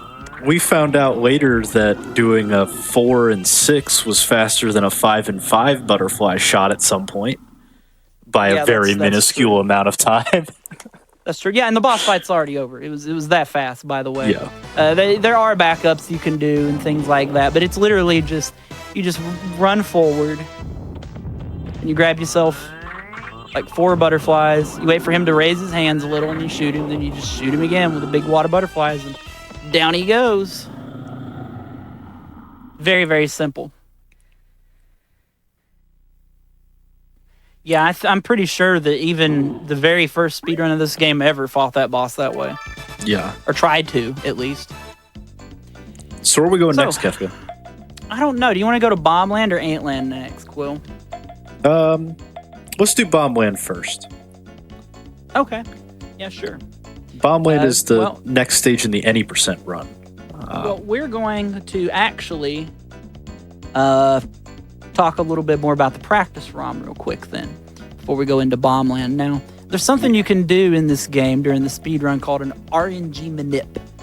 And there's most of the RNG in this game, frankly, is solved. Not all of it, but a lot of it is. And, if you play perfectly, essentially, and are able to manipulate the RNG, you can do some pretty cool things in this level in particular. The practice ROM, though, comes with tools to automatically set this RNG for us for practice purposes. And now we are going to go to the practice menu for the first time. Oh, hype. So, you can see here we can turn on and off our save state text. We'll talk more about this setting later. This one here turns on and off various timers and so on. We got a lot of different things we can do here, but the menu we're interested in this instance is this one here, set BL RNG seed. And that means we're going to be setting the RNG calls in Bombland to a particular thing. And now we have 2 different manips we do. We're going to be setting this to manip number 2, which is the one that I prefer to do. Then we're going to turn off that menu and we're going to dive right in. So, first room, very uneventful. But let's talk about it anyway. So, no, seriously, we're going to talk about it anyway. So, you just run straight through this door in any percent. Very, very simple. But in 100%, there actually is a crown up here. And there's a couple of different ways you can go about getting this crown, weirdly. And this is something that I don't even know if we've really ever talked about this as a community that much. Basically, if we were to just, you can just vault straight up, let it push you back off, go through the door. That's one option. But we've never really talked about trying to, do the lowest possible vault so that it shoves us further towards the door. Just a thought. Anyway. Yeah, that's just one of those, another little intricacies that the game masters think about, where you gotta, hit A sooner, get a smaller jump, but it makes you land faster, so you get to move faster again sooner. So this room has some pretty cool stuff in it. For any percent, this room's very basic. We just want to get, to the exit as quick as possible, but we want to take 1 bomb with us to go into the next room, like so. For 100%, though, there's these 2 crowns here immediately. They're easy enough to get to, right? But you'll notice there's these, white like pressure cooker looking dudes when you destroy them. That's what they look like, pressure cookers. They really do. When you destroy them all, and there was a big bunch of them over here as well, it spawns a crown. And for a very long time in 100% in this room, we would run down here, grab these, shoot that, jump over here, grab this, shoot like so, then stand here, let the crown spawn on us, and then come across, like so. For a long time, that's kind of how we did it. But not too long back, we found this strategy, which turned out to be about a second faster.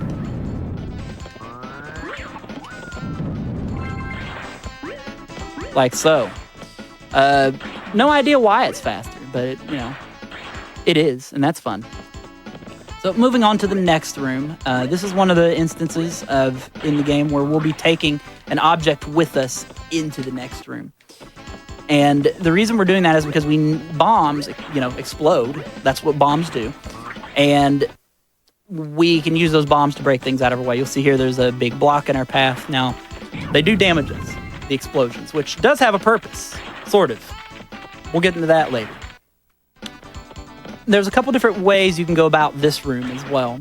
Way number one is you can just hold down the fire button. And there's two different fire buttons, which is worth mentioning. If you press Z to shoot, you'll shoot a single thing at a time, even if you've eaten multiple things. Versus if you push B, you will shoot both out at once, like rapid fire, right? If you just hold down either of those through this loading zone, meaning I'm already holding down Z, it automatically shoots it. Ironically, though, this actually loses a little bit of time because we could be moving while we do that shot by doing a short hop like so. So a lot of high-level time save in this run is stuff like that. Things that aren't necessarily like the most complex thing on paper, but there's a ton of little stuff like that everywhere throughout this speedrun.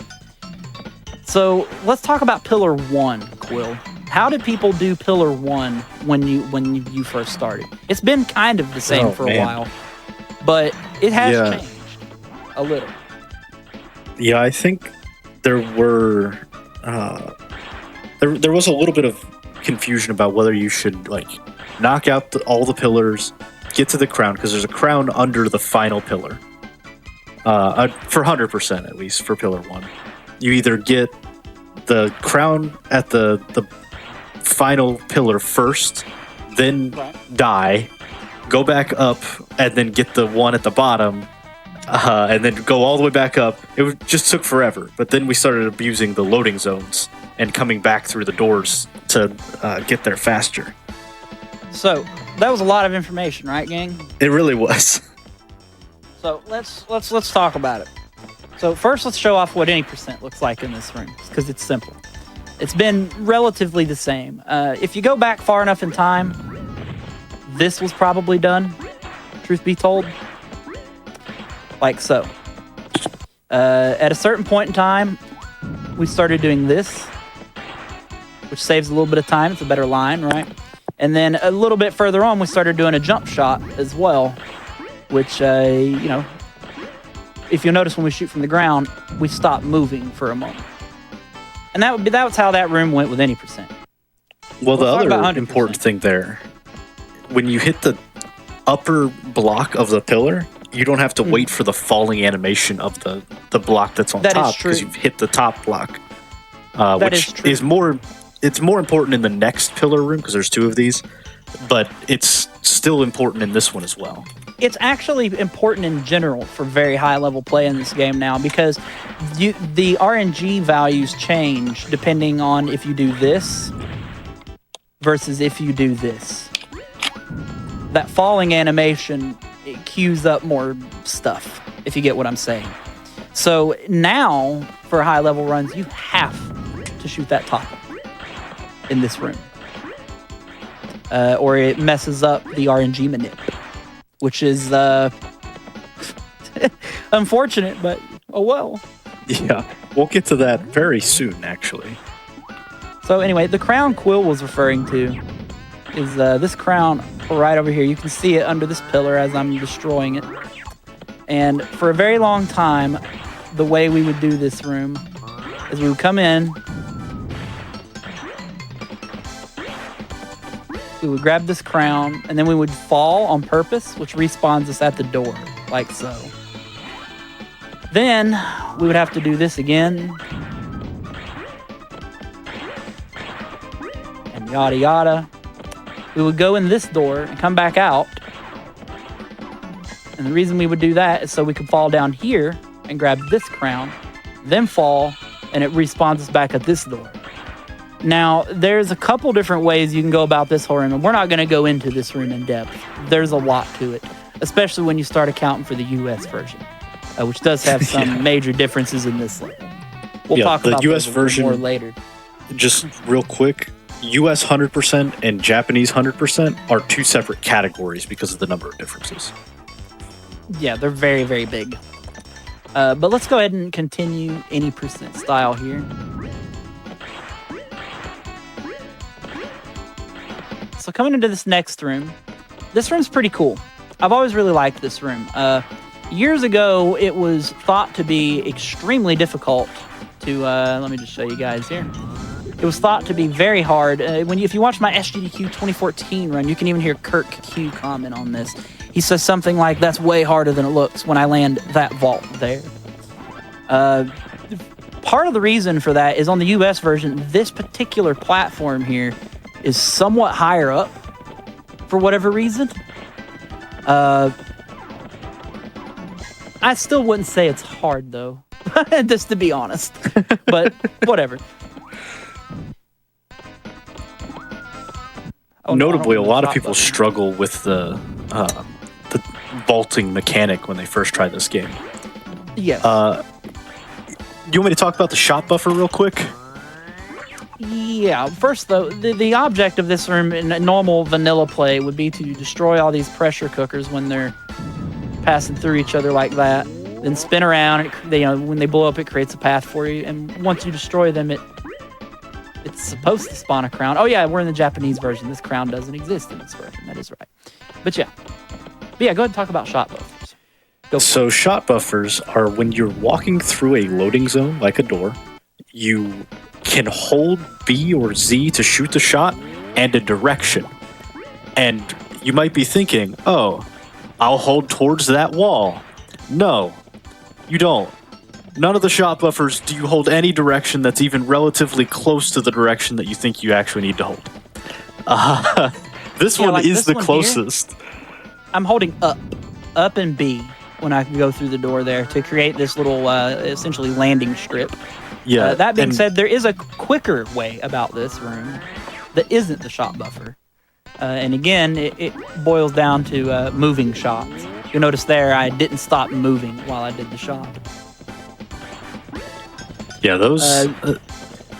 That's been one of the top level runner optimizations for a lot of the regular level runners, including myself.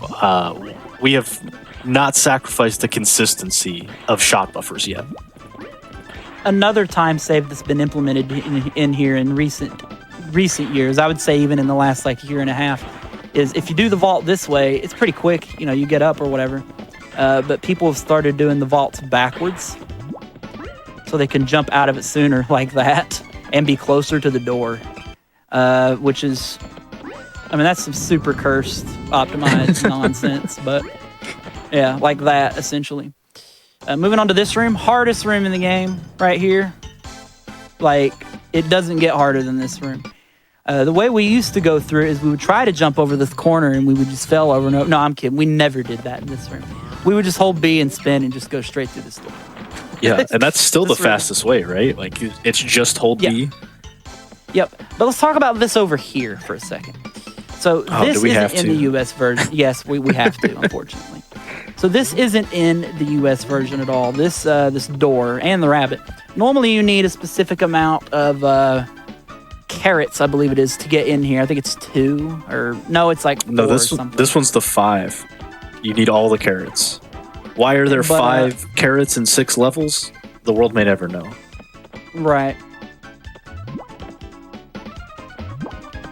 Yeah. Angles off. So So what I'm trying to do here is, and I may not even pull it off. We may end up just no clipping straight through it. TBH. This is one of the hardest clips in the game. This particular room has a bit of bonus content in it. It's probably the best way to express what's in here.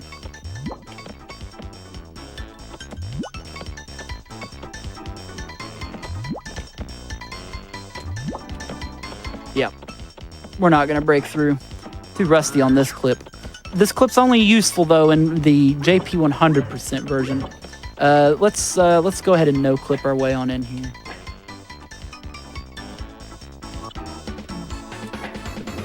This clip, along with some clips that you'll see later on, are, I believe, a 2-degree angle of a window to get through when you do that door clip. It's this one and all of the doors in Kids Land that are this hard. We'll get to that when we get there. Okay, so in this room, you'll see there is a black chameleon over there, and this is just like a mini boss. This is exclusive to the JP version.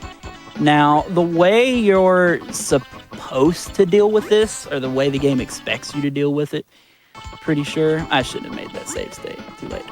The way the game anticipates you to deal with this is to walk forward and just struggle and whatever. Like, you'll notice he just keeps pushing me with his tongue. If I grab things, he just eats them and shoots them, and it's just a mess. But I believe it was Ellie that found this. I could be wrong. Found that if you go to, like, here, so you can grab a couple, he'll do that. You can absorb all his shots, then he'll do that. And boom, you win. And it was just that simple. Game changer. That fight used to just be a giant pie fight, but it was a pretty cool thing to find, because you got a good visual reference here on the ground with these like X's, like the texture. You can just stand right there and initiate that the same exact way every single time. Good stuff. Yeah, I made a save state, so I have to play up to that point again. But go ahead, continue. Go ahead. That fight being exclusive to the Japanese version is also how you unlock Black to be a playable character in the versus mode for like couch versus, which, by the way, was the only thing that this game was rated highly on in magazines back in the day. We went through, as a community, a bunch of old magazines that were advertisements for this game, and it was like, this game's trying to be Mario 64, but bad. Only thing good about it is the couch co-op or not co-op, but fighting each other. It's chameleons in the multiplayer mode, and what a fun little piece of history there, because I honestly believe that this game is legitimately fun. This room here has actually had a couple different variations over the years based on what happens in this next room. I'm going to show what this room looked like in roughly 2014. We come in, grab him, shoot that guy to open the door, go through here, we'd run to the bottom of this bridge, and we'd run across like that. Now that looks efficient. How can it possibly get more efficient than that? Yeah, it does. That's a super straightforward room. Yeah. Then we started doing this. We started grabbing a bomb in here instead of the previous room, because we could stick our tongue out for a shorter amount of time. Then things got really weird. So, the best way to explain this is this whole RNG minute thing we've been doing has been for this room and one other room in the stage. Now, what makes RNG go up? Well, there's a few things. Interacting with enemies, or certain enemies, rather. Certain objects. But one of the big things is standing still, like this. Like, I'm not doing anything. RNG is going, and it's churning, right? So, if we get to this next room, and the RNG manip has worked, we'll be able to do a very particular strat here at the beginning of the room. Now, we can't do it now because I've stood here and explained it, so I have to reload the save state.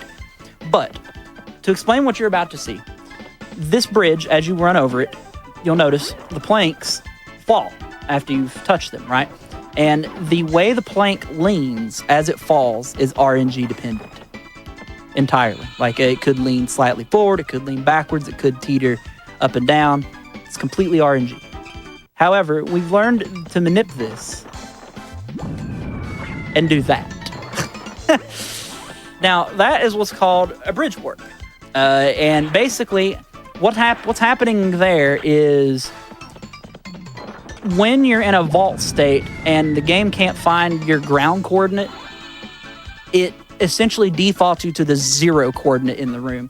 And when the plank leans a particular way and we're in a vault state on top of it, the game cannot find the exact ground coordinate we're on. So it just blips us straight there. And right, because you have to have the platform exact disappears. RNG seed for this to function, though. Meaning your run up to that point must be essentially frame perfect in order for that to happen. And it's like, but wait a minute.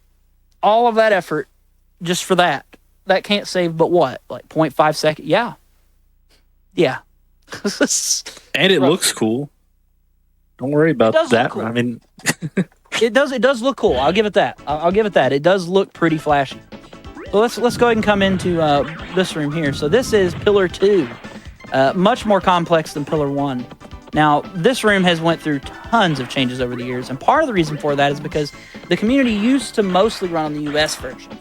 And the layouts for how these missiles in this room spawn and stuff is different between the two versions. Now, regardless as to that, this is what the room pretty much looked like for the longest time. You shoot 2 there, you come up here, grab these 2, you go boom, boom, walk up, and 3. Like so. But at a certain point in time... Real quick. Quick note on the shooting of that pillar. You have to shoot the top one first, then the bottom one, because pillars are immune to being exploded while they're falling for some reason.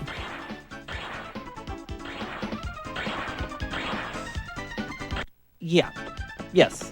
And more specifically than that, the RNG manip thing that we were doing, we still need to carry through this level. And depending on which of these blocks we shoot, it changes our result, which is fantastic. Now, we do have a setting on the practice ROM where we can actually see what RNG seed we're on. We're not going to turn it on, though, but we can see that on the screen if we want. Roughly, I don't know, I want to say 2.5 years ago, it was also found, though, that we could go through the room like this. Oh, wow, I messed it up. That's interesting.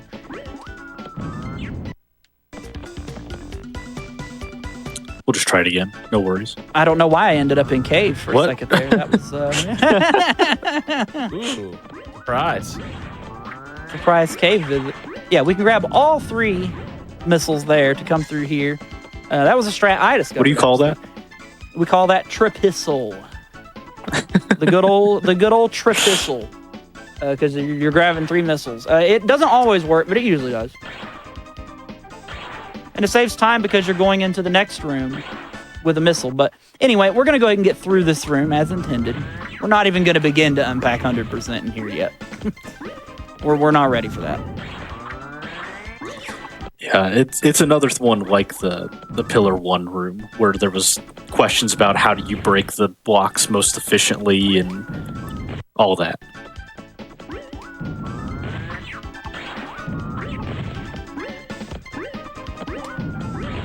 That's not good. That 1 block fell, but that's okay. We'll just continue anyway. So this room here, very similar to that other room. We can, preemptively shoot the bomb we have into that corner to go ahead and work our way up. We're just going to do a shot buffer in this room. Simplify it a little bit so we can keep on moving. And then we get to this room. Hooray. So this is corner jump room or bomb jump room or whatever. Yeah. This room's pretty fun. People a lot of times think this is called bomb jump because it's in bomb land, but it's actually because the wall says bomb on it. And it's not B-O-M-B. The pressure cookers are spelling out bomb. Yeah. It's pretty cool. So the vanilla way to get through here, I guess, would be, come over here, jump up on this, walk off the edge, blah, blah, blah, get through the door. But for a very long time now, it's been known that you can just jump straight across that corner there like so. And that was a very jank jump. I don't know how I landed it, but I did. For a long time, this was like one of the hardest things in the game. Yeah. Trick-wise. Now it's not even top 5. No, it's nowhere near the list. Probably not even top 10. Now we get to... Oh, we got the bomb spawn. That's actually a good thing. Now we get to this room. Now, this is what we call the block room. Did I make a save state? I did. So the block room is one of the first instances of true RNG in the run. And back in the day, what we had to do is you grab a bomb or a missile, you shoot one of these, you grab another one, and then you lure one of these little grenade dudes. We call these bomb buddies. You lure him over onto it, you shoot, and then, oh, it's X. That wasn't the correct one. And it's RNG as to which of these is correct. So you got a 1 out of 3 chance. And, obviously that was very tedious. Well, around the time I started running it or so, it was found that you could grab 2 immediately and clear a whole column if you had 2 bombs, and you could essentially explode 1 bomb off of another. And that was a huge discovery. Yeah, you see, we've already cleared 2 whole things. And that's how that room went for a long time. You would just come in here and hope for the best. Just be honest. You would just hope to get that 1 out of 3 or, at worst, second try and, keep on booking. But in like 2020 or 2021 or so, I changed everything when I did that. Yeah. And we just clipped through the door now and we just skip the RNG. This one is approximately the same difficulty as the Jungle Land cave skip door clip. And this, it was a good time. Angle makes it much harder than anything. A lot of people, as a result, would do like free cam mode, where it makes it flat. You can just notch straight down. But yeah, continue. But there's still some like resistance to doing that door clip because it is frame perfect. It's not an easy trick to do. And if you don't get it first try and you would have gotten first try RNG, you've lost time. That's how little that saves when you get it right. Yes, but on the flip side, it bypasses potentially losing time to bad RNG. Correct. So there's a trade-off there for sure. So now we're in another room that's got these planks, right? And we've hopefully, I think we have, done the RNG manip correctly up to this point, so that we can, do the bridge warp in here. But let's talk about how this room was done way back when. A long time ago, we would run in here and we would jump to this edge over here because it was safe. And we would just continue and go through the door. It's really not that slow. It's like, how do you really make a room like that faster? Well, after a little while, we started not going to the edge, and we would just run to this top edge of the bridge here, which saves a little bit of time. And hope for the best, because those are RNG. Cannonballs are. Looks like we dropped the manip at some point.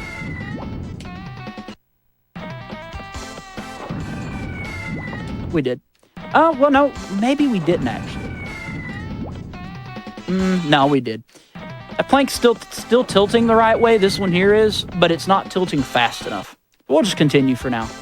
If the manip wasn't dropped, we'd be able to teleport to the center of the room off of this plank, much like we did the other room of this style. That's a really cool strat, and it's cool that you can carry the manipulation all the way through to here. So this is the final room of the level. This room has also underwent a few changes over the years. For the longest time, what people would do is they would come in, they would usually get like 1 right there and then 3. And the goal in this room, by the way, is to destroy these little grenade dudes you see in the distance. Once you destroy all 4, the door opens. After a bit, people, wisened up and learned how to do that and get all 4 and, hit that shot as well. One of my favorite strats when I found that one. The setup for it to grab all 4 missiles and everything. A runner by the name of Amahumahaba found this version of the strat, where again, if we would have hit it, we would have made it through and we would have been closer to the door at the end there. So that saved a little more time. But in around the same time as 2021 or so, we figured out you could just clip through this door. Now, another thing you'll see me doing is when I'm coming in this room, I'm shifting my camera to the right, and that is to reduce lag. You'll notice when I run through here and these enemies spawn on the screen, the game lags a little bit, so we lose time. So we literally are even thinking about things like that in this speedrun. But approaching this door, there's a couple different ways to clip through this door. Both methods found by me, actually, now that I think about it. The first is this. Now, it looks exactly like the other door clips, but it isn't quite exactly like it. You have to walk forward for like a single frame after that first vault in order for it to function. You'll see there I didn't get it, and the reason I didn't is I didn't walk forward far enough after that particular time, and there I got it, yeah. So this clip is a little different.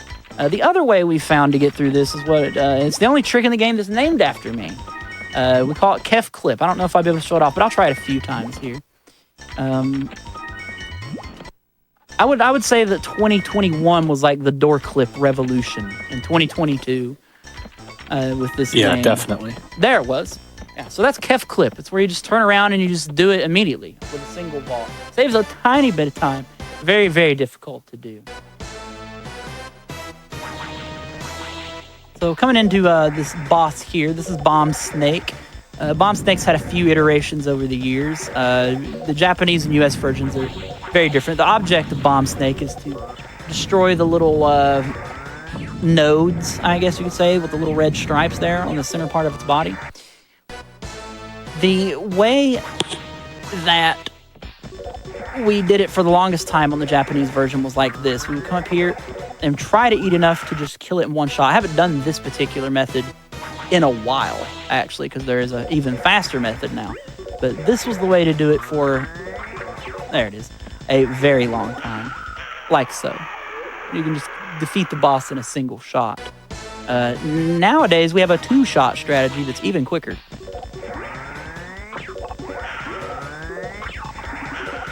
Like so. Very, very fast.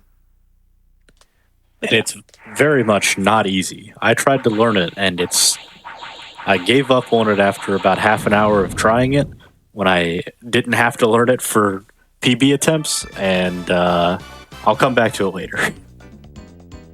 All right. Kefka, I wanted to let you know we're about 50 minutes in so far. So I don't know if you want to just go to Kids Land next. Great. Yeah. Yeah, we'll just go to Kids Land. That's fantastic. Yeah, well, so here's the quick rundown on Antland and Desert Castle, which are the two levels that we probably won't be seeing, if I had to guess. They're not done in any percent because they're real slow. Antland, cool level, great music. Boss, everyone hates but me. And it's the entirety of Jungle Land or the entirety of Bombland are faster than the boss of Antland. Desert Castle is the only other open world level, which like Jungle Land is at the beginning, and it's a very cool level, very cycle based, and it's really interesting, but also very long. There is one thing in Antland I do want to show off though, and all right, let's see it. It won't take long. Yeah, we're just going to move through the level real quick here. This is a strat that I don't know that would ever get the chance to be showed off otherwise. Yeah, also, just so you all know, no worries if we go a little over. If you want to show some extra stuff, is all good. All right. Okay. Thank you. Yeah, of course. I just felt like knocking him over. All right, so this room here, the object normally is to kill these yellow ants, which opens that door so you can proceed. Now, we don't need to kill the yellow ants. We can clip through the door, but 100% you do need to kill the yellow ants in the Japanese version specifically because it spawns a crown. Now, the crown has spawned way up in the air. You probably can't see it. It's way up there. And the way the game intends you to get to it is to come over here, jump on this, and we're gonna very boringly just, yep, ride all the way to it. Terrible. Love an auto-scrolling platform. A runner by the name of Running a Week found a different way to go about this that's pretty tricky, but fun. you can jump and land just on this little lip right here. And if you do a vault off of it and jump just right out of it, you can grab the crown out of the air, like so. I don't know that trick has... it's possible it's in the world record run currently, but it's a very niche trick, and I just wanted to show it off because it's fun. Yeah. Quick shout out to Run as well, because we mentioned Ellie, we mentioned Custom as glitch finders and strat finders, but Run has also found quite a few strats in this game. We'll be talking about a big one at the end of this level, in fact. Yes. So this is Kids Land. Probably the most recent big find in the game. Oh, yeah. So this is Kids Land. Now, Kids Land is the hardest level in the game by a metric mile. It's ridiculous how difficult this level is. A metric mile. It's a real thing. I'm telling you. First room is simple. You just run through it. Second room also simple. Just run through it. Now, we're not really going to be stopping to explain a whole lot in this level for a very particular reason. And that reason is that we're on a clock in this level. Now, if we're speedrunning, we're on a clock anyway, right? But in this level, it gets a little more intense than that. We are going to do one thing, though. We're going to go back into the debug menu. We're going to go down to custom debug text. And we're going to cycle through some of these. I'll explain what they are as we go through them. We want a particular one on for this level, though, just so I can explain some mechanics a little more sensibly. First here, we have speed and angle, all that kind of, normal debug stuff. Next, camera angle snap. I'll explain what this does in a minute, because it's what we're going to be using. RNG calls. Yeah, you can see Kids Land really does a number on that particular setting. Which same for RNG really makes it harder for manipulations to go into Ghost Castle. We haven't really found a way to do that for the last level. There's no RNG really in Kids Land. That matters at least. But it does mess it up for Ghost Castle. Anyway, the one we want here is camera angle snap. Now, what camera angle snap does is, you'll notice I'm going to face this other direction, and it's just randomly. Now, why is it doing that, right? Well, the reason it's doing that is because this game has two camera modes. It has fixed cam, which is what we're currently in. It has free cam. And free cam, the angle that it's facing at is dependent on essentially the Chameleon's facing angle. And anytime you stop moving and facing a direction, the camera automatically scrolls to adjust to that position. To show you what that looks like in free cam, let's go to free cam. You'll see it's slowly scrolling until it is as behind us as it can get to in this situation. So, we need a very specific value for the camera angle for what is coming up in this level. So we're going to go ahead and just continue to play through and not do that, hopefully. Yeah, just to note, there's two really, really hard things in Kids Land. As at the top level and at low levels of play, the last room in this level, I've seen people take more than 45 minutes just to clear. Just a regular casual playthrough of. So let's talk about this room for a second. This room, a long time ago, what it intends you to do is like a pick a path kind of thing. Like, you ride this platform to over here, and then see where this one takes you, and eventually you gotta, just find the right path to get to the door. But we figured out pretty early on, way back in the day, that you could just do a jump right here, land straight over on this. Yeah, I think that one was like a 2013 strat. Yeah, that sounds about right. No thanks. We can do that a little bit better. Just a bit better. So what Kefka's trying to do right now is manipulate the camera, and you'll hopefully see that camera text turn green and stay there. Yeah, like that. That's kind of low, though. I really like it to be in like the 7 range. Oh, no. We'll see what happens.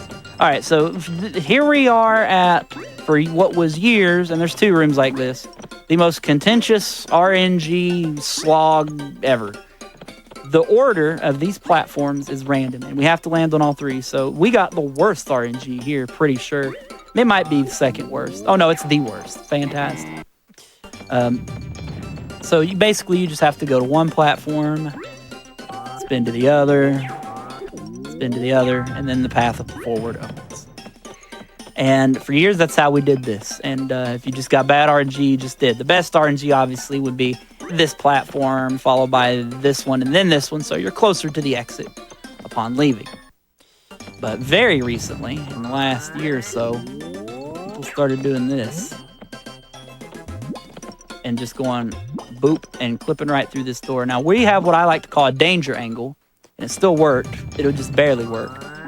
And what a danger angle means is we got the angle we need to clip through, but it's a little on the sketchy side. For some reference for the people here, door clips is a general rule found by Ellie in 2019. Kids Land door clips not found till 2 years later by Custom, where he was just throwing himself at a wall hoping it worked, and eventually got it. And once it was gotten once, we knew it was possible, and then we really investigated it. But people had probably monthly, every couple months, tried it again and was like, maybe we could find it this time, and never resulted in anything. But Custom actually did one time, and then after that, the rest is history. We started trying to find setups and do things extremely carefully, and find this camera angle manipulation thing, which, by the way, you don't have a little notice on your screen if you have the right angle leading up to it when you're actually doing the run, because this is just a practice ROM type thing. So you have to know that you got it or hope that you got it off of nothing. So this room, the intended path, we need to go up there and go around, but these things are in the way. What the game intends you to do is just, blah, blah, blah, shoot these things out of the way, so on and so forth. You can do that pretty quick, but we don't mess with that. So for years, what we did was we would take damage intentionally and boost around one, and then use the iframes to kind of fidget around the other. But I would argue not even that too. Not like super long ago, we were doing that. Just going through the room entirely damageless. We call that double damageless. Also, I noticed Cyanide Gunner mentioned bowling in chat. There is a bowling minigame in this level. We're not going to be visiting it, but it does exist. It's awful. It's terrible. So this room here has had a few different variations over the years. For a very long time, we would just come in and we would go, we would retract over to here, and then we would retract in and then spin and go to the door. And that's pretty quick. But then we figured out we could just immediately spin like so and just waltz on through. And then we come to the worst room in Kids Land in terms of, I would argue we, as a collective, we've probably spent more time in this room than any other room in the game at this point. It's the same as the previous room like this, except for it's 5 platforms, and we actually got the best RNG in this one. Yeah. That's kind of fun. Started with the one closest to us, ended with the one closest to the exit.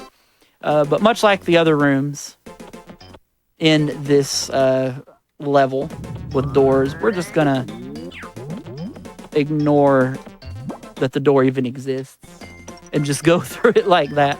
Now, it's worth mentioning that those clips are much more difficult than I'm making them appear to be. In order for them to work, you need to clip back into the door at a very specific angle with frame perfect timing. So we're creating this camera angle in free cam earlier in the level by doing just some manipulative steps, essentially. And it allows us to just go straight through the doors, which saves a lot of time. It's worth noting that one, since it saves the most time, it let us make cycles earlier. And that was the one that was like, we got to figure out how to clip that door specifically first. The other ones can come later, but that one was the first one that we really wanted to get through.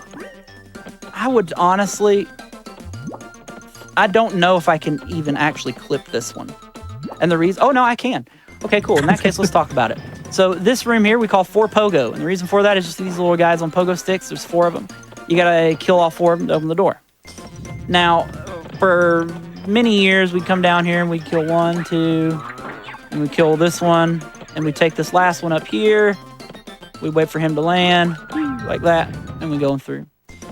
We've had several variations, but pretty much nowadays, if somebody is going to actually kill these things, because you don't have to, you can just clip through the door nowadays. Nowadays, pretty much everybody does some kind of variation of something like that, like what I just did there. There are a couple other, like I said, variants. Some where people land up here, some where people land and then jump into the middle of these. It's whatever. Ultimately, though, the fastest thing to do is just clip straight through this, which not easy to do. This particular door, compared to the other ones, even though it has the same geometry, or at least we think it does, seems to be somewhat different in some way. We don't really know why. It just feels, it's always felt harder to clip correct. That's a new one. Okay. It's always felt a little bit harder to clip compared to some of the others. Now, you'll notice I'm just reloading the state over and over and trying it. And the reason for this is we're hoping to make a particular movement cycle in the final room of this level. And in order to do so, we got to get through the door. Yeah, I guess we didn't really mention it super in depth, but this room or this level operates on global cycles for all of the rooms that have platforms moving in them. So as soon as we start the level, the platforms are moving, and it's very difficult to meet the cycles when you have to do these door clips. And if you mess one up, you miss the cycle. Or if you mess up your double damageless, you miss the cycle. Or you mess up a spin, you miss the cycle. You're just slightly slower, you miss the cycle.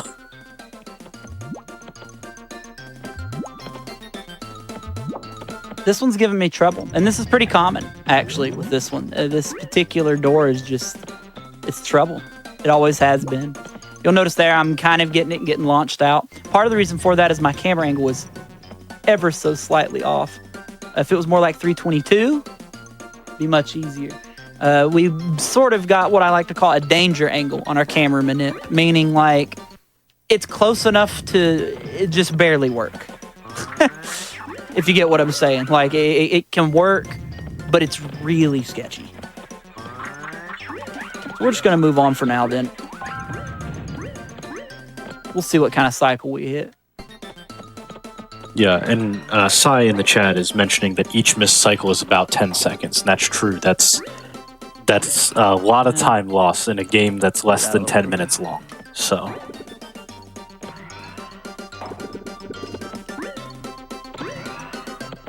yeah. So that room, like the first room of its type, where we at cycle-wise? I can pull this off. Yeah, I can make this. Gotta go a little further. Oh, but I can't spin immediately. That might put a wrench in this. Let's see what I can cram out with this. Yeah, no, we're a little late for final cycle. Yep. Well, that's right. Yeah, it is all right. So, depending on how fast you get to this room, you can get through this room at a different speed because, again, all these platforms start moving as soon as the level loads. And we have different names for the different types of cycles you can get here. The fastest cycle we call final cycle. Sometimes we call it rain cycle because the first person who hit it was the current world record holder, Rain, who also was one of the lead developers of this very practice run. Yeah, Hooray. Current world record holder. Don't ask which category because it's all of them. It's just every single one of them. Yeah. Sweet. Dude is nuts. Completely insane. It's a level of skill that had never really been seen with Twist ever. So, it shattered things. for a little bit of reference, Rain found or was able to accomplish the last 2 cycles in this level before anyone else. Is that right? Or did Run get Run cycle once? I got Run cycle first, actually. Okay. Which is what we got here today, was Run cycle. And it's hard to know the difference if you don't know the game, like, and what they look like. It's just different movement patterns, basically. Exactly. And the reason Rain was able to do it is after doing the practice ROM and practicing quite a lot, that practice plus attempts was a 40-hour commitment within a 72-hour time period. Like just a 72-hour, like a weekend, Rain sat down and streamed 40 hours of Kids Land. Not Chameleon Twist, Kids Land. So, yeah. If you want to get good at the game, practice Kids Land. All I know is Rain hit final cycle first. Run found the cycle, but it wasn't hit RTA for the first time until I hit it, I'm pretty sure. And then I didn't know how to do any of the cake stuff. So,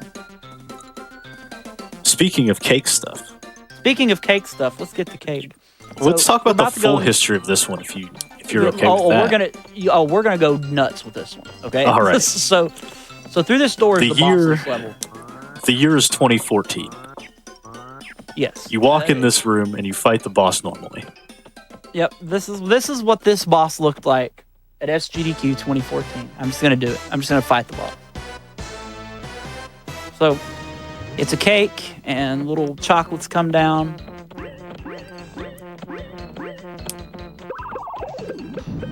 And it shoots, and then it opens, and then you rinse and repeat. And this is what the boss looked like for a very long time. More than half of the game's speedrun history. It was an auto-scroller, more or less. Yeah, it was very boring. Things really started to change, though, in 2015.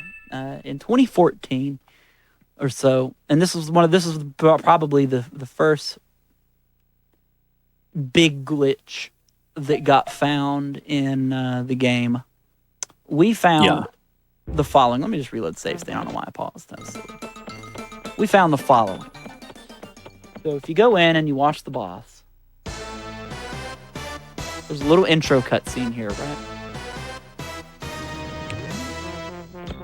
You can pause the game and save.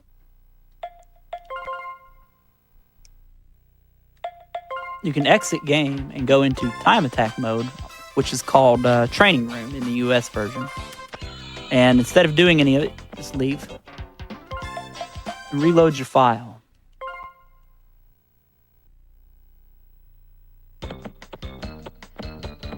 And then you can move during this cutscene. And for a few years, this was the best strat. I screwed it up. That's funny. You would eat 3 of the 4 little chocolate dudes driving the boss, and then you would eat the last one and win the fight. So we took out 3 of the movement cycles essentially from the boss, which was huge. And it saved like 40 seconds. That's not where this ends. This story just kept going. Fast forward to, I want to say, 2017 is when all that started happening, the cake stuff? The 4-kid version of this fight, which, spoiler alert, there's going to be, you can eat all 4 kids, was 2019. So there were 2 reigns of custom. Custom came in, destroyed the game for like 3 months, and then the game went dormant for a while. Then Ellie found Cave Skip, and Custom came back and did it again. And when he was on that train of coming back and doing it again, he found 4 kids. That's when Cake got Yeah, it was Custom and Alaris, I believe, that really started messing with this. First, it was found. I don't know which was exactly first. Pause is 2017. If you want to talk about that. Yeah, first it was found that going into the cake boss, we have to, in order to do the thing where we skip the movement cycles, we have to save our game, exit, and go to training room, etc. It was found that if you frame perfectly, press the start button, and it might take a try or 2.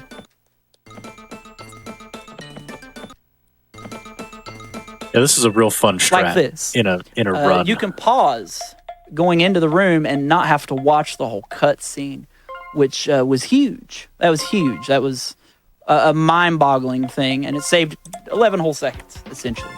So you could get to this quicker. But custom didn't stop there. And I may attempt to show this off just for fun. Custom was like, what if we could get all 4 kids? And that's when stuff got really weird. So strats like this started being done, where we would just kind of go, wow, well, I got launched. That was fun. Where you just go around the whole cake and eat all 4 kids. And it was one of the hardest little chunks of time save in the run's history by far, because you had a frame perfect pause, and then you had 4 kids immediately after, which was just like the hardest thing to do in the game, pretty much at the time, I would argue, and for many years after. It was just this boss turned into misery. I almost got it there, actually. I've not tried it in so long. Anyway, everything got flipped on its head and revolutionized when a few years after that, I think like 3 years, like early 2022, something like that. 2021. July 20. Even. Wow. No, wait, I lied. It is June 2022. I read the wrong date. Okay. Anyway, running a week found that the whole time we could have just done something that was faster and easier. Vault, dead. We just win the fight. Yeah, it went from don't do this until you're at a top level time to beginners should do this strat. Yes, and it was even faster than the hard strat. Now the pause is still frame perfect and difficult, but right, that was just an immediate massive time save for everybody, basically. That couldn't do the full version, and it was a wild time. It was a really, really wild time. All right, so now we're turning off some stuff here, and we're going to go into the final level of the game. We've turned on no compression save states, and the reason for that is this level has a lot of, I don't really know, Rain and Ellie could probably explain this better than me. It has a lot of stuff in it, and sometimes the regular save states can cause the game to crash in this level. Hey, Kefka. Real quick, the chat is asking you to show off pauseless. Can you do pauseless on Cake? No, I can't even do a double grab. There is a strat in Cake where instead of doing that whole pause glitch thing, if you just don't and you run backwards at the beginning, you can do a very, very difficult method where you don't have to get the pause glitch at all, or you don't have to save and exit the game, go to training room. You can just do it from the base Cake fight and grab all 4 kids. It's extremely difficult. It's one of those strats that I've never done it. You can just Hail Mary it and hope that it works out at the end of a run if you missed pause. Yeah. And you'll save a couple frames if you hit it. Yeah. Ironically. Not much, it's a few frames, but even the top level runners, like even Rain, will still go for the pause glitch version because it's just too difficult. It only saves, 1/8 of a second or something. All right. So moving on to the final level, this is Ghost Castle. Now, Ghost Castle's unique in that it's the only level in the game. At the beginning, you're presented with a choice. Do we go left? Do we go right? Well, spoiler alert, left is the faster way for sure, for speedrunning. But we're going to go right, starting off. And we're going to take a look at the right side because it never gets shown off on this channel. And we're gonna see what's over here. So in the Japanese version over here, you got this big empty room, and that over there, it takes you to a billiards mini game that is pretty cool. And then coming through here, it is better than bowling, but not by much. And then coming into this room here, this is what we call the library. It starts with a riveting, unskippable thing. And you just go through the room. Now, the object of a lot of these rooms is, in 100%, you have to visit all of them and get all the crowns and such. And, you can go to the top of this room, like so. Go over in that direction, you can see that crown right there. Anyway, let's see if I can...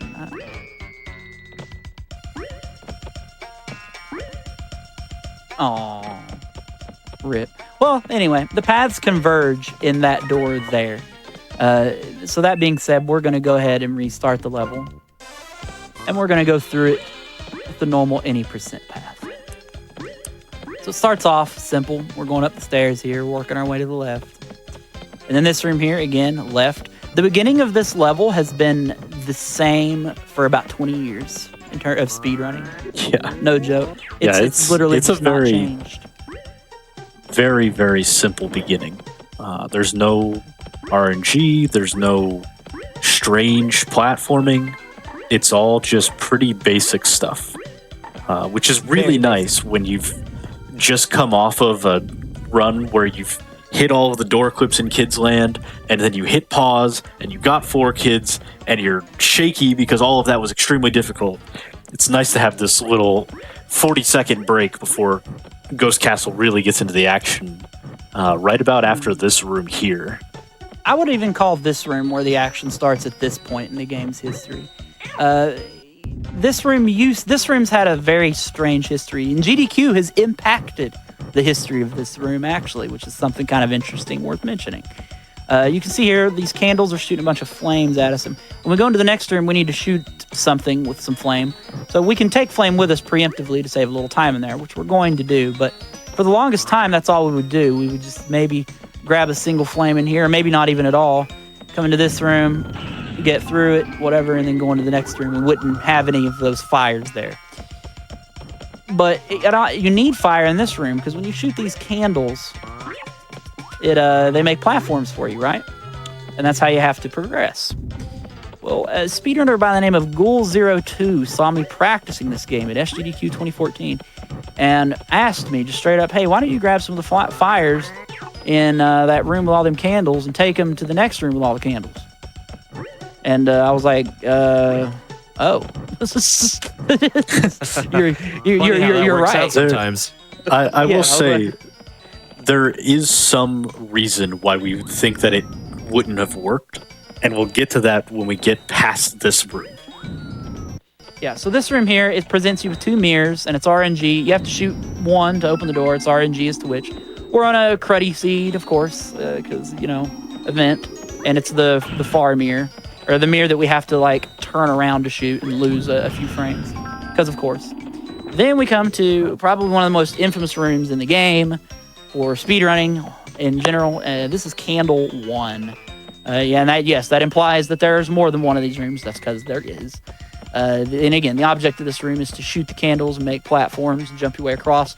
And there are many ways to go about this.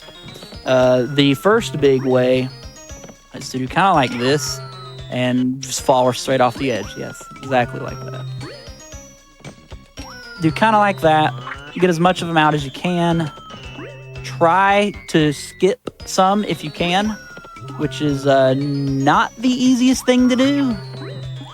And potentially not always possible. And but they potentially look not close. Always possible. See, like this one here, very possible. We skipped this one here. Check that pattern out. But yeah. Anyway, let's just get through Candle 1. Candle 2 is where the really swaggy stuff comes in. So this is what we call Barrel Room. Now, for a long time, the way we got through this room is we would jump around the edge of this, walk around these guys, and go through the door. But would you believe it if there are faster ways to do this room? A little bit later, we found a way that saved like 0.2 seconds. By instead of walking around that way, we would cut through that corner instead. And then even a little further than that, we found what we call Barrel Jump, which may take me a try or two here. There it is. Yeah, and you just go straight through the door. It saves 1 second over not doing that, and for the longest time, nobody really went for it because you're at the end of the run. And it's not like the hardest thing to do, but it's also not one of the easiest things to do either when you're on a good pace, It's just one of the, I don't know. Anyway, and welcome also, to Candle 2. Go ahead, Will. Hold, 1 second. If you fall in Barrel Room or Barrel Jump Room, the game just lags for no reason, too. Oh, yeah. Let's show that off real quick. Yeah, the game will just freeze for a moment. And while you're looking at this, the fires here, they do not work on the candles. I'll show that too. That's where we got this idea that other fires from other rooms outside of candle rooms wouldn't work on candle room fire or candles. So that's why nobody was bringing in these other fires, because we didn't think it worked. So Candle 2 is a lot different. The platforms appear further apart from each other, and they vanish much faster. It's one of the bigger differences from the Japanese and US versions as well. They don't disappear nearly as fast, but also the fires are much slower and don't spawn as fast. So the candle rooms, both of them, are significantly faster on the Japanese version.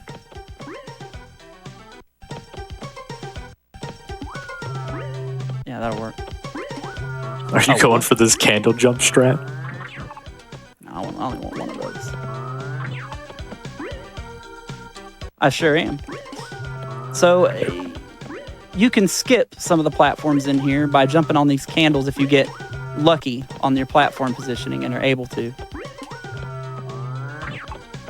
Now look at this RNG thing. Its platform is spawning in different places whilst using save states. That's how strange this room is. It's so strange, in fact, that we don't know how the RNG works in these rooms specifically. I know this is makeable.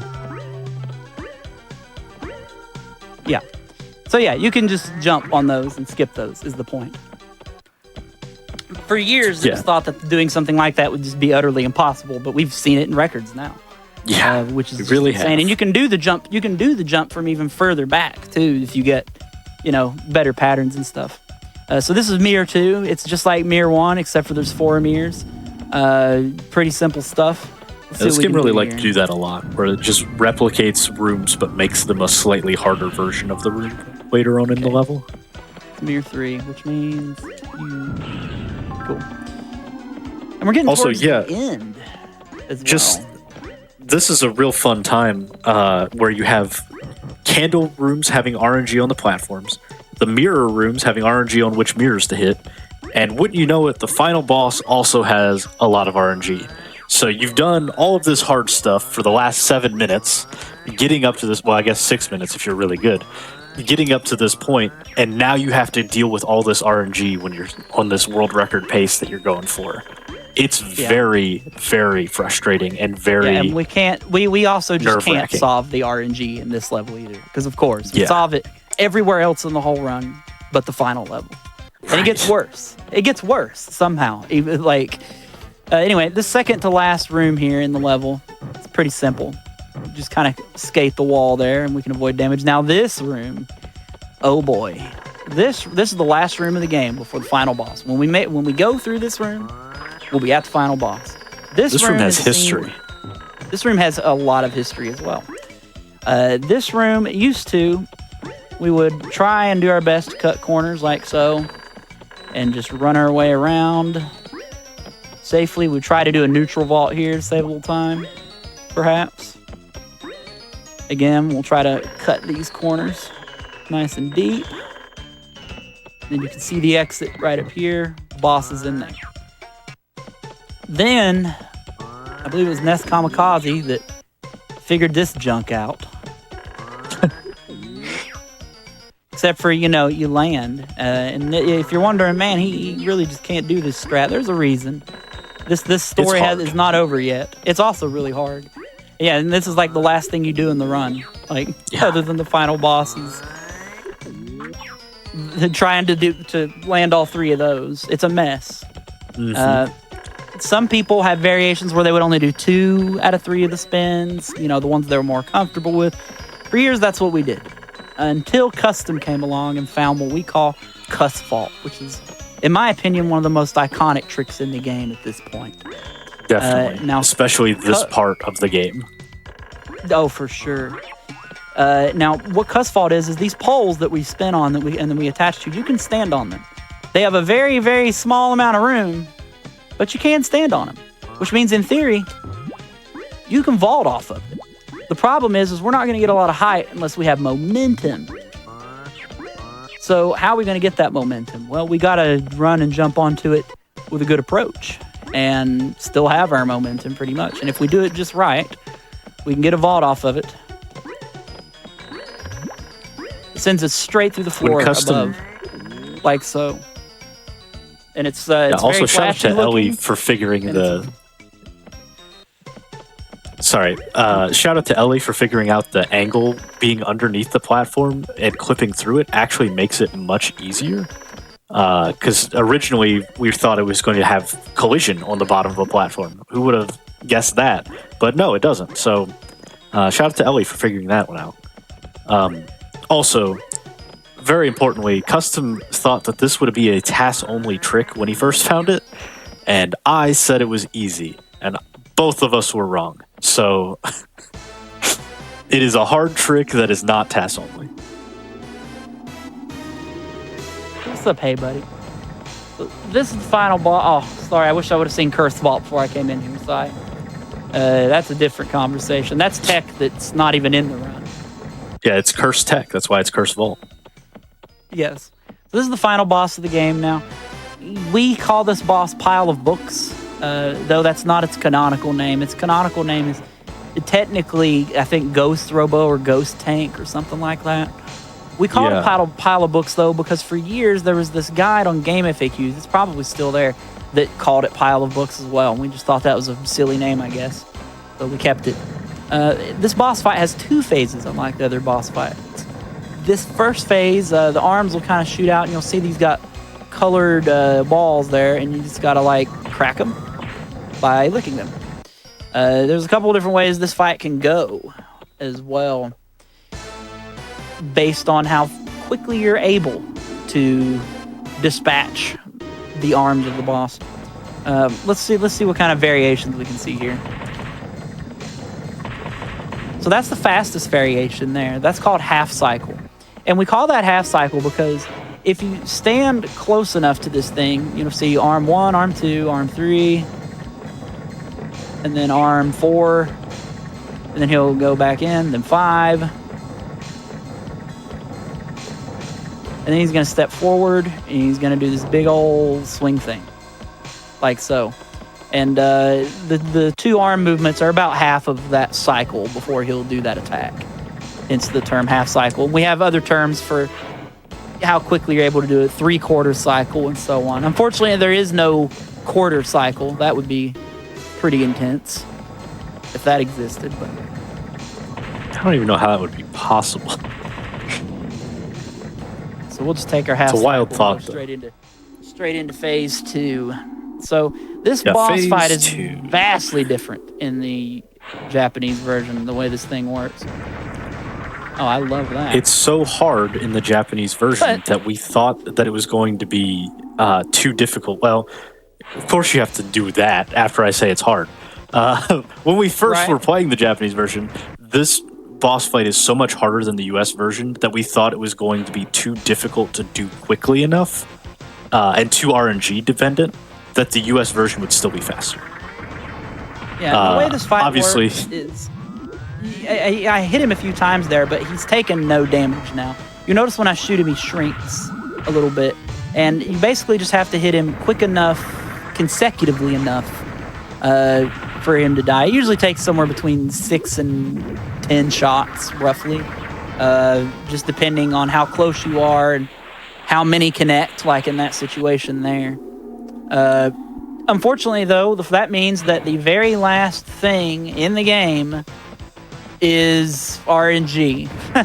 And a lot of it's RNG. It's RNG as to where the boss decides to move. It's RNG as to how many times the boss decides to move, for up to 3. It can only move up to 3 times. And it's RNG if the boss decides to shoot curved or straight. In an ideal world, the boss moves once, does a curve shot, and we win, pretty much. But, you know, that doesn't always happen. Obviously. See here, we got pretty bad RNG. 2 move, straight shot. Yeah. Garbage. If you get like 3 long movements, because it's also dependent on how far he has to move in order to make that movement. A 3 long movement straight shot versus a 1 short movement curve shot is like a 5-second difference. And for reference, Rain, who has the world record with a 9:18, which is absurd, by the way. Nobody else has a sum of best that is a 9-1x, except for Rain, who has a 9-1-8 as a PB. So, actually, that might not be true. Run, do you have a 9-1x sum of best? Rain is 4 seconds off of his sum of best, maybe 5 now for his PB. That's how optimized this game is. It's an absurd optimization, especially with this much RNG at the end of the run. What's crazy to me is even before Rain, my 946, I was 3 seconds off my sum of best when I set that record.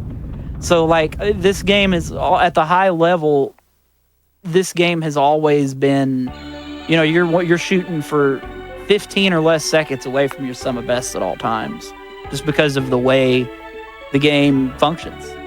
And it's weird because the game is very easy to pick up and just go. I mean, a person could easily do a sub 15 speed run in a day of this game. That wouldn't even be that much of a challenge, I would argue, at all. But the skill ceiling is just so immensely high for how simple and short this game is. I mean, we've been sitting here, consider this, we left out 2 levels, and we've been sitting here effectively talking about this game and its strats and stuff for 90 minutes, and like we've still not covered everything by even a long shot, in a sense. Definitely. We really haven't, you know, and that's part of the reason why I was very happy to do this particular event this way, is because of how short this run is. Anytime we get a chance to show it off, even at a GDQ marathon, you can't say everything that there is to say because of just how quick the run goes by. It's always like, man, how do you distill down all the interesting stuff into, like, you know, if an 11-minute speed run or whatever it's going to be? You know, it's hard to do. On that note, from what you were saying with people could pick up this game and get a 15-minute time on their first day, that is made a little bit easier by guides and resources that we have for this game. So I personally have made a tutorial series for both any percent and all levels. It is a little outdated at this point, but you can get most of the way there. Don't listen to the community that is very, very into the nitty-gritty about it. You can get to a sub 11 time just off of that tutorial if you didn't know anything else about the game and never found anything else. But there are new things that have been found since then that you can easily find out by joining the Discord, which you can find on the speedrun.com page. And there is literally always somebody available because there are a bunch of people that don't have sleep schedules in the community. And so somebody will be awake at all times. I know I got to update the tutorial. Yeah, it's very, and Quill's correct. Somebody will always be there willing to help learn the game and deep dive it and stuff. It's a very dedicated community. It's also worth mentioning, for those of you interested in Quill mentioned resources, the practice ROM that I'm on right now, not only were the 2 developers of the practice ROM in chat the whole time tonight, but I'm playing that practice ROM on console. I'm on hardware, folks. Yeah. I don't know if I mentioned that, but it functions just fine on hardware, and that's great. That's insane. It's really cool to have resources like that and great people. It just tells you how great our community is as a whole, that we even have something like that for a game this niche. You know, like what a great timeline to live in, for real. Yeah, huge shout outs to Rain and Ellie on the practice ROM stuff, because it literally altered the course of history for this game. One quick little history lesson for you folks. The practice ROM came out in November of 2022, and it let us practice for an event that was called Record Time, which was a drive held by the Speed Docs community to have 7 of the top players all shooting for the first sub 10. And spoiler alert, we hit it, and that is significantly more impacted by the practice ROM and being able to practice leading up to that event in such an efficient way. For sure. Yeah, shout outs to Speed Docs. I'm friends with a lot of people who work there too, so great group of folks. Well, Efka, you've been carrying us for almost 3 straight hours, but any other plugs or anything else you'd like to shout out before we wrap up this incredible night of speedruns? No, I just want to say thanks again for having me on Game Masters. I know these are 2 very unusual kind of games to show off on something like this, but I encourage folks in chat to just look into weird oddball games that they've played over the years. You never know. Sometimes there's like a whole history of stuff that's just happened that is never talked about, and it's great to get to talk about some of that stuff and show it off. And I'm thankful for the opportunity to come on. And I'm also thankful that Quill was able to join, a longtime Chameleon Twist veteran, head moderator of the series even, and it just and former record holder, to mention that as well. We both are, and it's cool to just get to do stuff like this for real. And that's really all I got to say. Shout outs to the whole Twist community. Shout outs to the Tiny Sneak King community. Shout outs to GDQ, and yeah. Yeah, man, that's great. Yeah, those reasons are kind of exactly why we love to do stuff like this on Hotfix. So thank you so much for putting this together, both of you, for the intimate showcase of knowledge here. There's just so much on display, so much skill, so much information. It's just so great. I love Game Masters for exactly this reason. We get to see all of this stuff, broken down and getting into the nitty gritty and just see masterful displays of really cool gameplay. So thank you so much for both of you for presenting that for us. For everybody else out there, that is going to wrap it up for Hotfix tonight. Do not forget that we do have replays. So if for some reason you happen to miss out on the live programming or the live programming from earlier with RNG, be sure to definitely stick around for the replays. And also, Kiara's going to be coming back. Don't worry. This is a one-off. I'm not the permanent Game Masters host or anything. Game Masters will return in 2 weeks on Christmas Eve, believe it or not. So be sure to come back in 2 weeks for Game Masters. Kiara will be back, and we'll have an incredible showcase ready for you. But with that, I think it is time to bid you